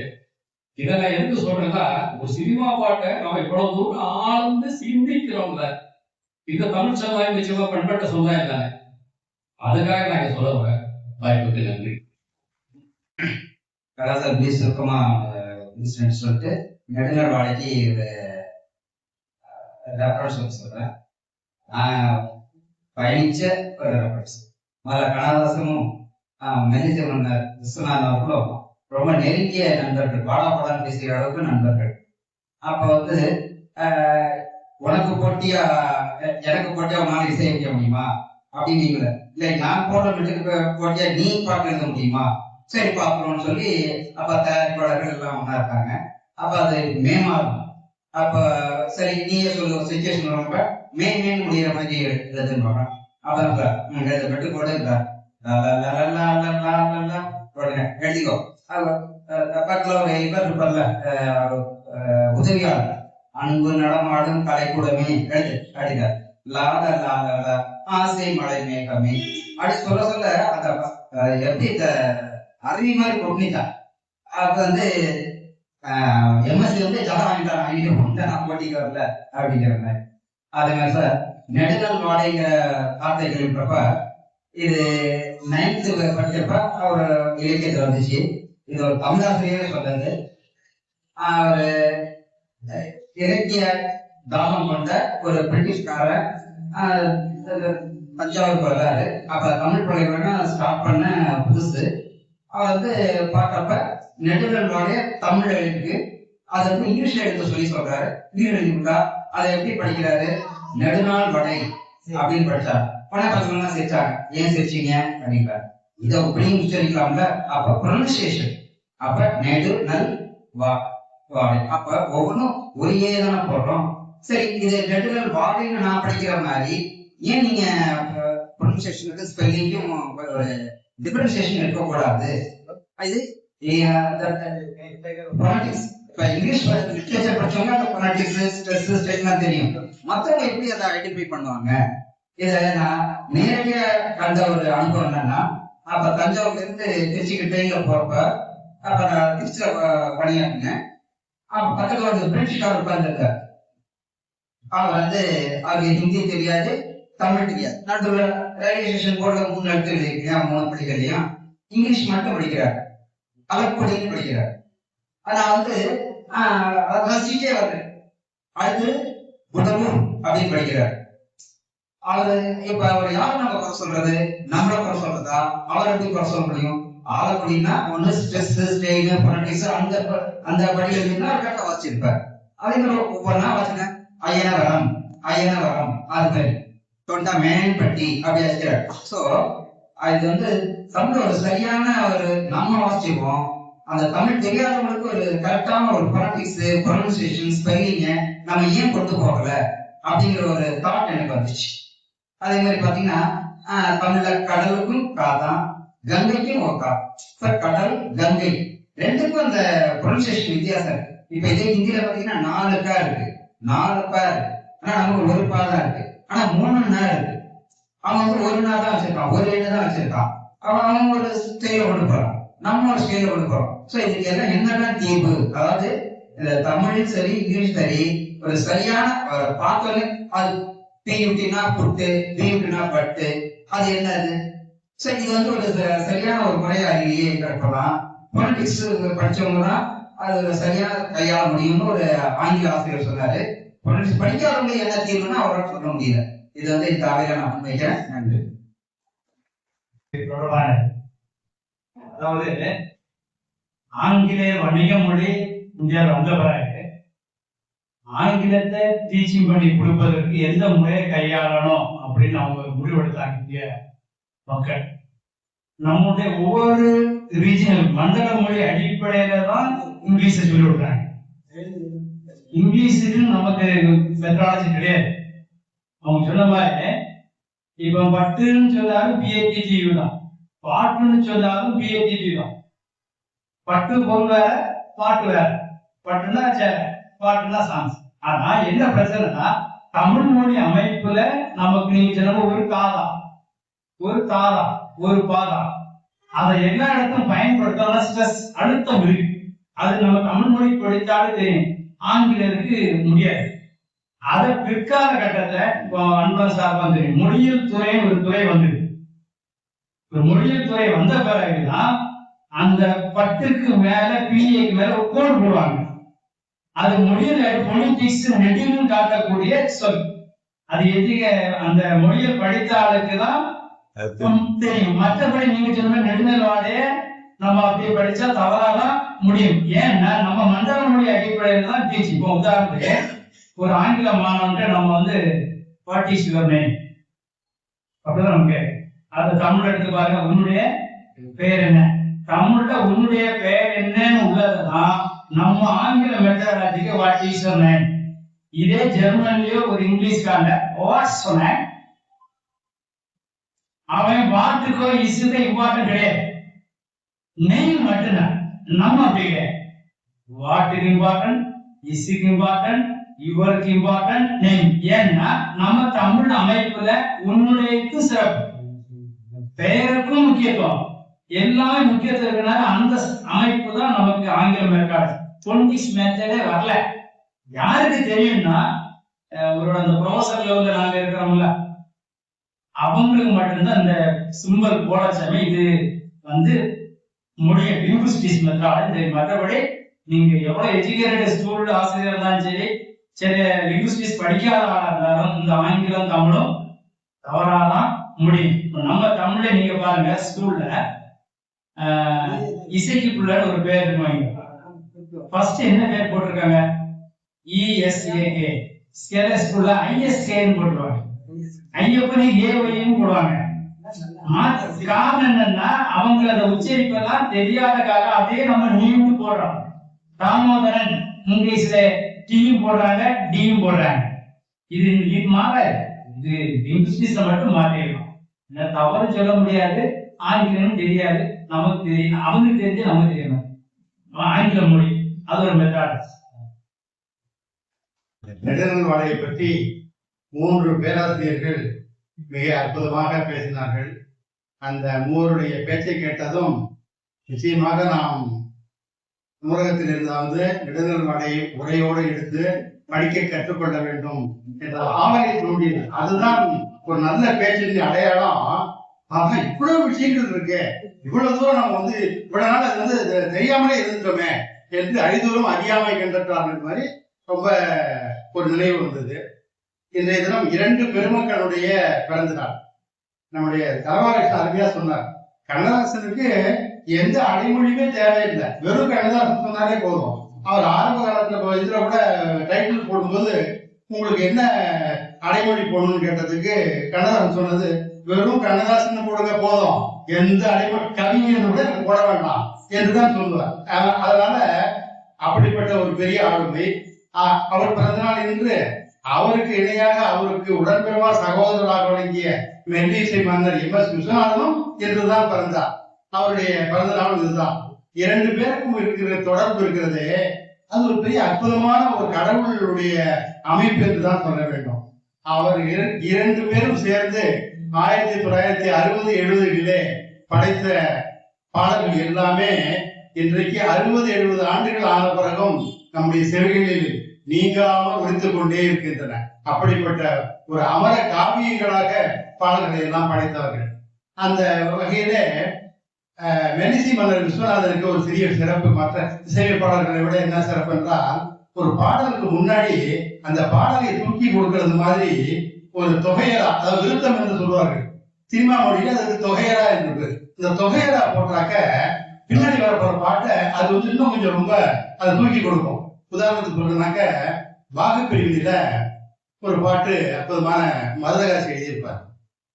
2 பேருக்கு 2 பாகப்பிரிவினை நடந்ததுக்கு அப்புறம் ஒரு அசரேலி பாடுற மாதிரி சீர்காழி ஜெமனாராணி அற்புதமா, மம்மதையின் போதனையால் மனம் மாறி கைகே மஞ்சள் குங்குமம் இழந்தாள், வஞ்சக சகுதியில் சேர்க்கையால் கௌரவர்கள் பஞ்ச பாண்டவரை பகைத்து அழிந்தார், சிந்தனையில் இதையெல்லாம் கொள்ளாமல் மனிதரெல்லாம் மந்த மதியார் மனம் மாறி போகலாமோ,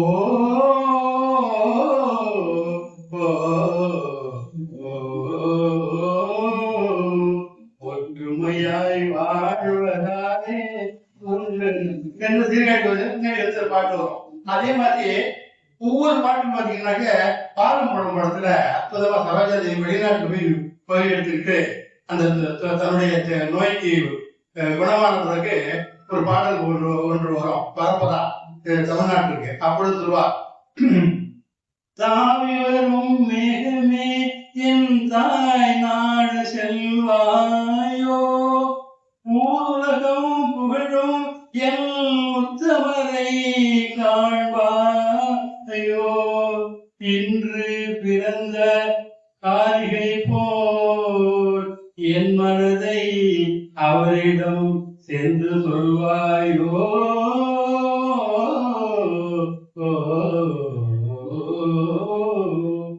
என்று ஒரு விருத்த தொகையில பாடிட்டுதான், காதல் சிறகை காத்திரில் விரித்து வாங்கி இப்படி வரும். அப்புறம் கவிஞர் கண்ணதாசன் சொந்த படங்கள்லாம் எடுத்தார். அப்புறம் அதுல ரொம்ப முக்கியமான படம் வந்து நம்முடைய 12 பாடல்கள் இடம்பெற்ற ஒரு அற்புதமான ஒரு படம். நல்ல அந்த படத்துல ஒரு பாட்டு பாடல் சொல்லிட்டாரு. கண்டக்டர் என்ன சொல்லிட்டாருன்னா, நீ டியூன் போட்டு நான் எழுத முடியாது, நான் எழுதி கொடுத்துருவேன், அதுக்கு நீ டியூன் போடணும் என்று கண்ணதாசன் அவர்கள் வந்து ஒரு நிபந்தனை விதித்தார். எம்எஸ்சியும் ஒத்துக்கொண்டார். சொல்லி ஒரு பாட்டு பாடி அது கம்போஸ் பண்ணி ரெக்கார்டிங் தியேட்டருக்கு வந்துட்டாங்க. எங்க பிரசாத் ஸ்டுடியோட ரெக்கார்டிங் தியேட்டருக்கு வந்தாங்க. டிஆர் மகாலிங்கம் போட்டாரு, செந்தமிழ் தேர்மொழியால் அந்த பாட்டு நம்ம எல்லாரும் கேட்கணும். ரெக்கார்டிங் தியேட்டர் வந்து ரெக்கார்ட் பண்ண போறாங்க. அப்ப கண்ணதாசன் எப்போது ரெக்கார்டிங் தியேட்டருக்கு வரமாட்டாரு. ஆனா அவர் சொந்த படம் ரொம்ப பிடிச்ச பாட்டுங்கிறத அவர் வந்தாரு. உடனே மாலையிட்ட மங்கை உடனே டக்குன்னு டிஆர் மகாலிங்கத்தை கொஞ்சம் ஒரு 5 நிமிஷம் பொறுங்க அப்படின்னு சொல்லிட்டு, கவிஞரை கொஞ்சம் வெளியில வாங்க அப்படின்னு அந்த ரெக்கார்டிங் தியேட்டர் விட்டு வெளியில வந்து எம்எஸ்சி சொல்றாரு, கவிஞரை இந்த பாட்டுக்கு ரொம்ப அருமையா வந்திருக்கு, ஒரு தொகையெல்லாம் மட்டும் எழுதி கொடுத்தீங்கன்னாக்க இந்த பாட்டு எங்கேயோ போயிடும். என்ன விஷயம் சொல்ற திடீர்னு அப்படின்னு. அதெல்லாம் உங்களால முடியும், நினைச்சாக்க முடியும், நீங்க தான் ஆசிரியவியாச்சே அப்படின்னு. உடனே அந்த இந்த பிரசாத் ஸ்டுடியோல அந்த ரெக்கார்டிங் தியேட்டருக்கு வெளியில ஒரு கொல்லுவெளி, அதுல வந்து இப்படி என்ன பண்றாரு, ஒரு ரவுண்ட் இப்படி கண்ணதாசன் நடந்து வர்றாரு. அப்ப வந்து செருப்பு போட்ட வெறுங்காரோட ஒரு ரவுண்ட் வந்த உடனே, விசு வகையில வந்து விட்டது, வார்த்தைகள் வந்து விட்டதுங்க, உதவியாளர் கூப்பிடு என்று சொல்கிறார். உடனே என்னன்னு கேட்டா அவர் காலில் ஒரு நெருஞ்சி முள் குத்துது. அதை எடுத்து பார்த்தோன்னே அவருக்கு டக்குன்னு கவிதை வந்துருச்சு. சில்லென்று பூத்த சிறு நெடுஞ்சி காற்றினிலே நில்லென்று சொல்லி நிறுத்தி வழி போனாளே நிற்குமோ இணைக்குமோ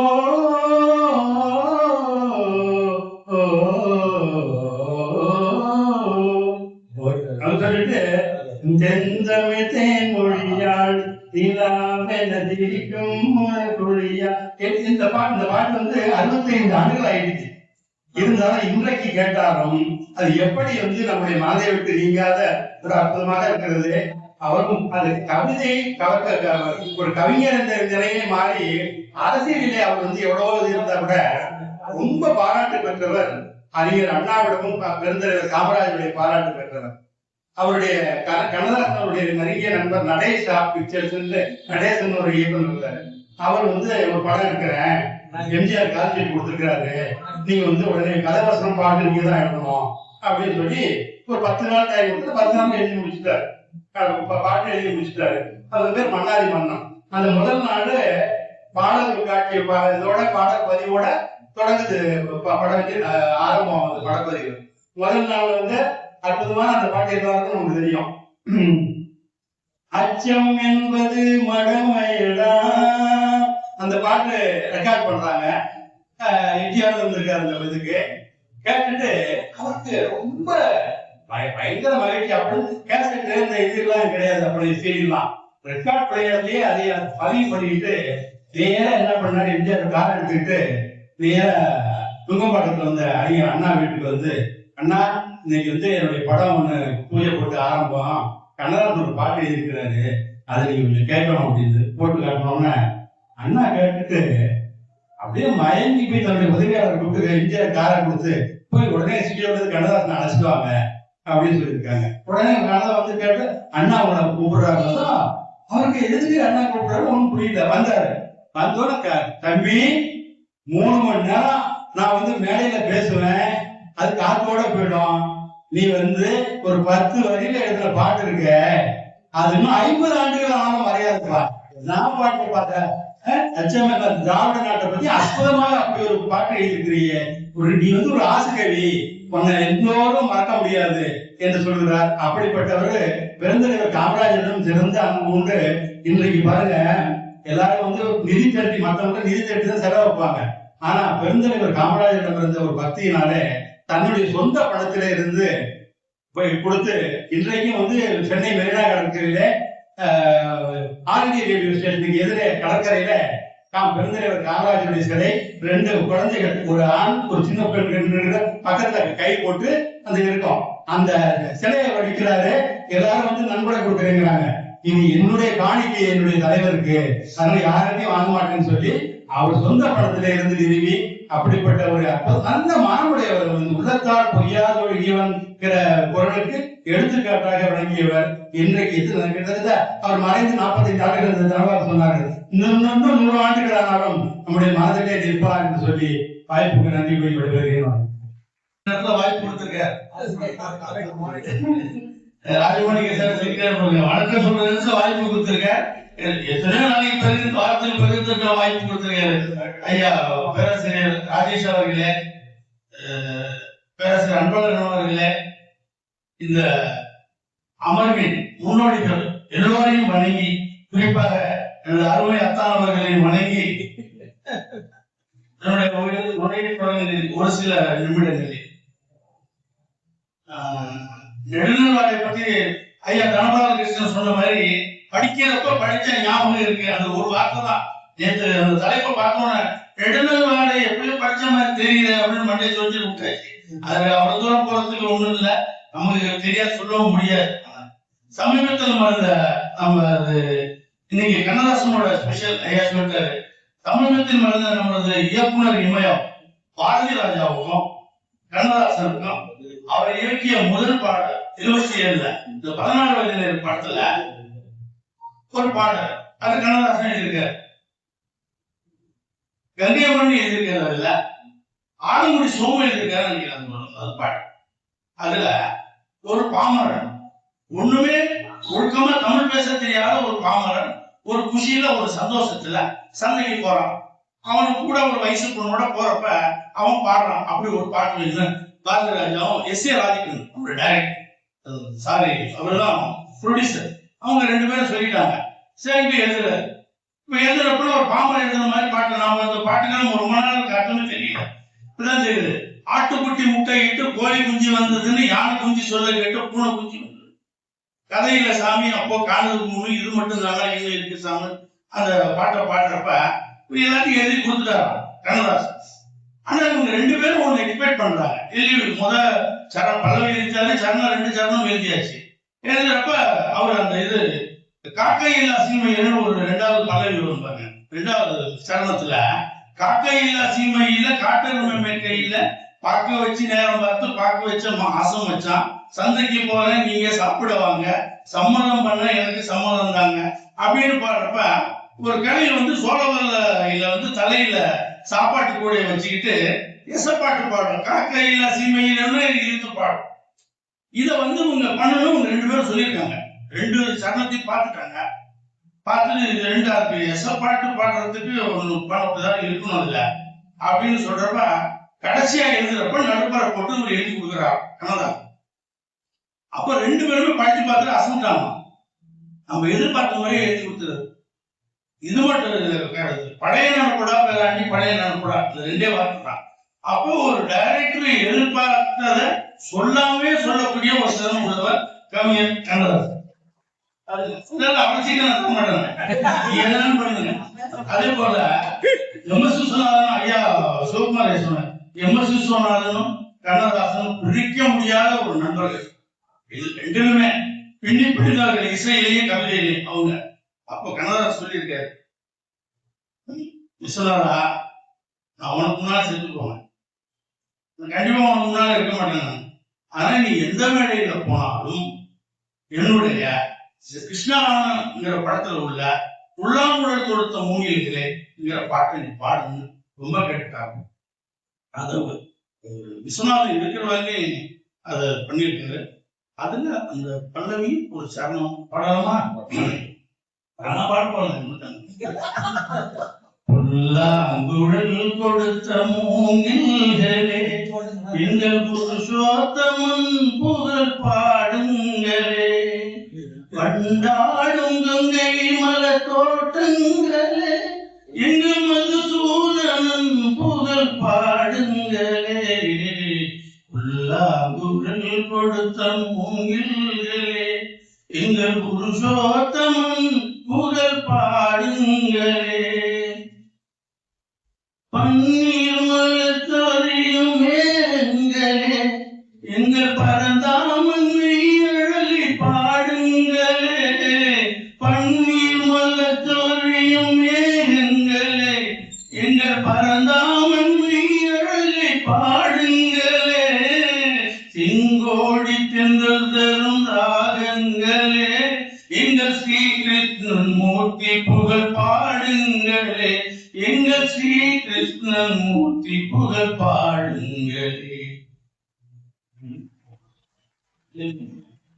ஐயா மயக்கமா கலக்கமா பாட்டு வாழ்க்கையில் யாருமே மயக்கமா கலக்கமா மனதிலே குழப்பமா வாழ்க்கையில் நடுக்கமா, வாழ்க்கை என்றால் 1000 இருக்கும், வாசல்தோறும் வேதனை இருக்கும், வந்த துன்பம் எதுவென்றாலும் வாடி நின்றால் ஓடுவதில்லை, வாடி நின்றால் ஓடுவதில்லை, எதையும் தாங்கும் இதயம் இருந்தால் இறுதி வரைக்கும் அமைதி இருக்கும், மயக்கமா கலக்கமா மனதிலே குழப்பமா வாழ்க்கையில் நடுக்கமா. ரொம்ப நன்றி. நான் கவி நான் இது வரைக்கும் வந்து ராகமான் நூலகத்துல ஒரு வரி கவிதை வாய்ச்ச கவிதை நிறைய கேட்டிருக்கேன். கண்ணதாசனுக்கு செலுத்தக்கூடிய அஞ்சலியாக அவருடைய 100வது வயது என்று தொடங்குவதற்கான வழக்கு கவிதையை நான் வந்து இந்த ராகமான் நூலகத்தில் வாசிப்பதை நான் பெருமை கொள்கிறேன். கவியரசர் கண்ணதாசர்.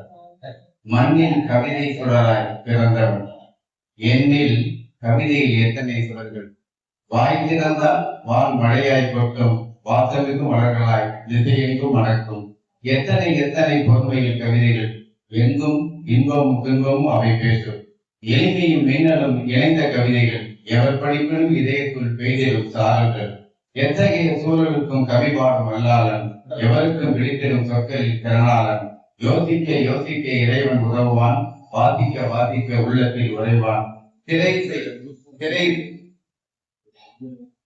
திரையிசை பாடல்தான் அவனின் கிழக்கு, நரைகுடிய கிழவருக்கும் அவன்தான் இலக்கு, எல்லாரும் கேட்பார் இன்னிசை பாடல்களை என்றாலும் இசை தாண்டிய பொருளை தான் எப்போதும் பேசுவார் ஞான கவிஞனா.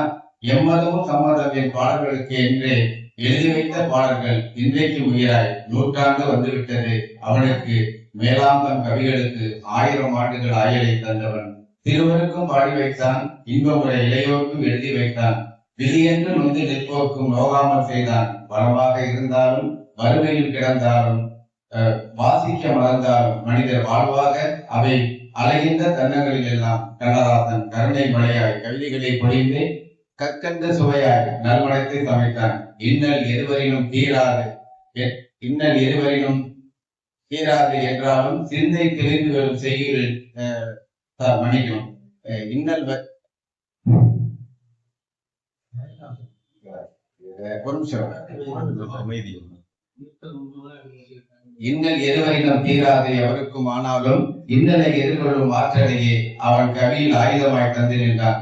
கேட்க பாடல் சில வரிகள் என்றாலும் சிந்தை தெளிந்துவிடும், செய்யும் செயலில் சேர்ந்துவிடும், எவருக்கும் வருகின்ற துன்பமும் வாடி போய்விடும், வளமை என்றாலும் வாழுகின்ற கருணத்தை வளமாய் வாழ வழிகள் காட்டிவிடும். கண்ணதாசன் யாருக்கும் பொதுவானவன், எவருக்கும் பிடித்தவன், எல்லாமும் கடிந்தவன், வாழுகின்ற வயதில் சற்றென்று இறந்தவன், வாழுகின்ற மனிதருக்கு வாழ்நாளை நீடித்து என் பாடல் எப்போதும் உங்களுக்கு மாமருந்து என்றே சொல்லி வாழ வைத்து போனவன். என்றைக்கும் கண்ணதாசன் உள்ளத்தில் நீங்காது வீட்டிருப்பான், இன்னிசை பாடலாய் எப்போதும் இசைந்திருப்பான், மனிதர் புயல் உள்ளவரை அவன் வாழ்ந்திருப்பான். பிறப்பும் இறப்பும் சிறு கணக்கு தான், கண்ணதாசனுக்கு அது கிழக்கு தான், கணக்கை விளக்காக்கி காவியம் கண்டவன், என்றைக்கு மணக்கும் மல்லிகை சரம்பவன். கொண்டாடுவோம் கொண்டாடுவோம் நம் முன்னோர்கள் காட்டி வைத்த கண்ணதாசனை நாம் சந்ததிக்கும் காட்டி கொடுப்போம் கவிகளால், அவரவர் வாழ்வை ஏற்றி வைத்த விளக்காக மாற்றி வைப்போம். வாழ்கனி எம்மான் கண்ணதாசனை கண்ணதாசனை கண்ணதாசனை. அனைத்து நல்லுள்ளங்களுக்கு முதற்கனே நன்றி தெரிவித்துள்ளேன். முதல்ல என்னுடைய பொருளுக்கு போன முக்கியமான ரிக்வஸ்ட் என்னன்னா, நாளைக்கு 5 மணி அளவில் மைய நூலகத்தில் கூட்டம் நடைபெற உள்ளது. தயவு செய்து அனைவரும் வர வேண்டும். அடுத்தது, இந்த நெடுநல் நாள்வாடை பற்றி நினைச்சப்ப தமிழ் இலக்கியத்திலிருந்து ஒரு சில எண்ணங்கள் எனக்கு தோணுன. அது என்னன்னா, 8 பாட்டு 10 தொகை. 8 பாட்டு நற்றினை நல்ல குறுந்தொகை 500 பதிற்று பத்துன்னு அர்த்தம் வந்துடும். அடுத்தது இது முருகு பொருளாறு பாடியிருந்த முறைன்னு கட்டுப்பாட்டுக்கு ஆரம்பிக்கிறது. இப்படி இங்கே ஐயா அவர்கள் அதை பேசுவார்கள் என்று நினைத்தேன். அதே மாதிரியே பேசினாரு. நமக்கு நான்லாம் கேட்டோம், கேட்டது நல்லா இருந்தது. அதற்காக என்னுடைய நன்றி அவருக்கு தெரிவித்துள்ளோம். டைம் இல்லாத காரணத்தினால் நான் இந்த உரை உதவி செய்கிறேன்.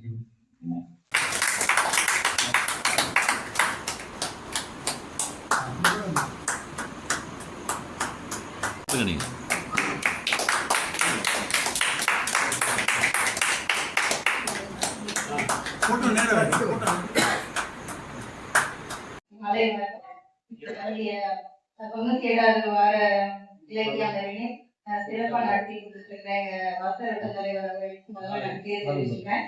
நெடுநல் வாழை என்ற தலைப்புல சிறப்பான உரையாற்றி அமைஞ்சிருக்கும் ஐயா அவர்களுக்கு என்னுடைய வணக்கத்தையும் நன்றியையும் தெரிவித்து கொள்கிறேன். இன்னைக்கு கண்ணதாசன் அவர்களோட பிறந்த நாள். அதுக்கான ஒரு கவிதை இந்த மாதிரியே எனக்கு கவிதை எல்லாம் சொல்ல தெரியாது. யாருக்காகவும் உன்னை மாற்றிக் கொள்ளாதே. ஒருவேளை மாற நினைத்தால் ஒவ்வொரு மனிதர்களுக்காகவும் நீ மாற வேண்டி வரும். இது 21ஆம் தேதி தந்தையர் தினம் கொண்டாடப்பட்டது சார். அதுல ஒரு கவிதை படித்தேன். அந்த கவிதையை சொல்றேன். இளமுதல் தெரிந்தால் குழந்தைகள் அழ ஆரம்பிக்கும். எனவே சொல்லாமல் செய்கிறார்கள் அப்பாக்கள் இரண்டையும். ஒவ்வொரு வாழ்க்கையும் சிறப்பா சிறந்த ஆளுமைகளை பகிர்ந்து இங்க அறிமுகப்படுத்திட்டு இருக்க ராஜமாணி சார் அவர்களுக்கு நம்ம நன்றியை தெரிவிச்சுக்கிறேன். நம்மளுடைய நிகழ்ச்சிகளை எல்லாம் கொடுத்து வாங்கிட்டு இருக்க சார் அவர்களுக்கு நன்றி. வந்ததுல எல்லாம் கரெக்டா இது கரெக்டா மேலே ஏறி கடை சொன்னாரு, போடுவாருமே சொன்னாரு. அது நான் ஃபர்ஸ்டா செஞ்சேன். ஏன்னா மறுபடியும் அன்னைக்கு சொல்லுவாருன்னு தெரியும். அப்புறம் அந்த மைக்ல தூசு இருந்துச்சு, அதையும் உடனே சொல்லிட்டாரு. அதையும் இந்த வாரம் மாத்தியாச்சு. அவருக்கும் என்னோட வேலையுமே இன்னைக்கு சார் தான் செஞ்சுட்டு இருக்காரு. அதனால குமார் சாருக்கு என்னுடைய நன்றியை தெரிவிச்சுக்கிறேன். அனைத்து ஆளுநர்களுக்கு நன்றியை தெரிவிக்கிறேன்.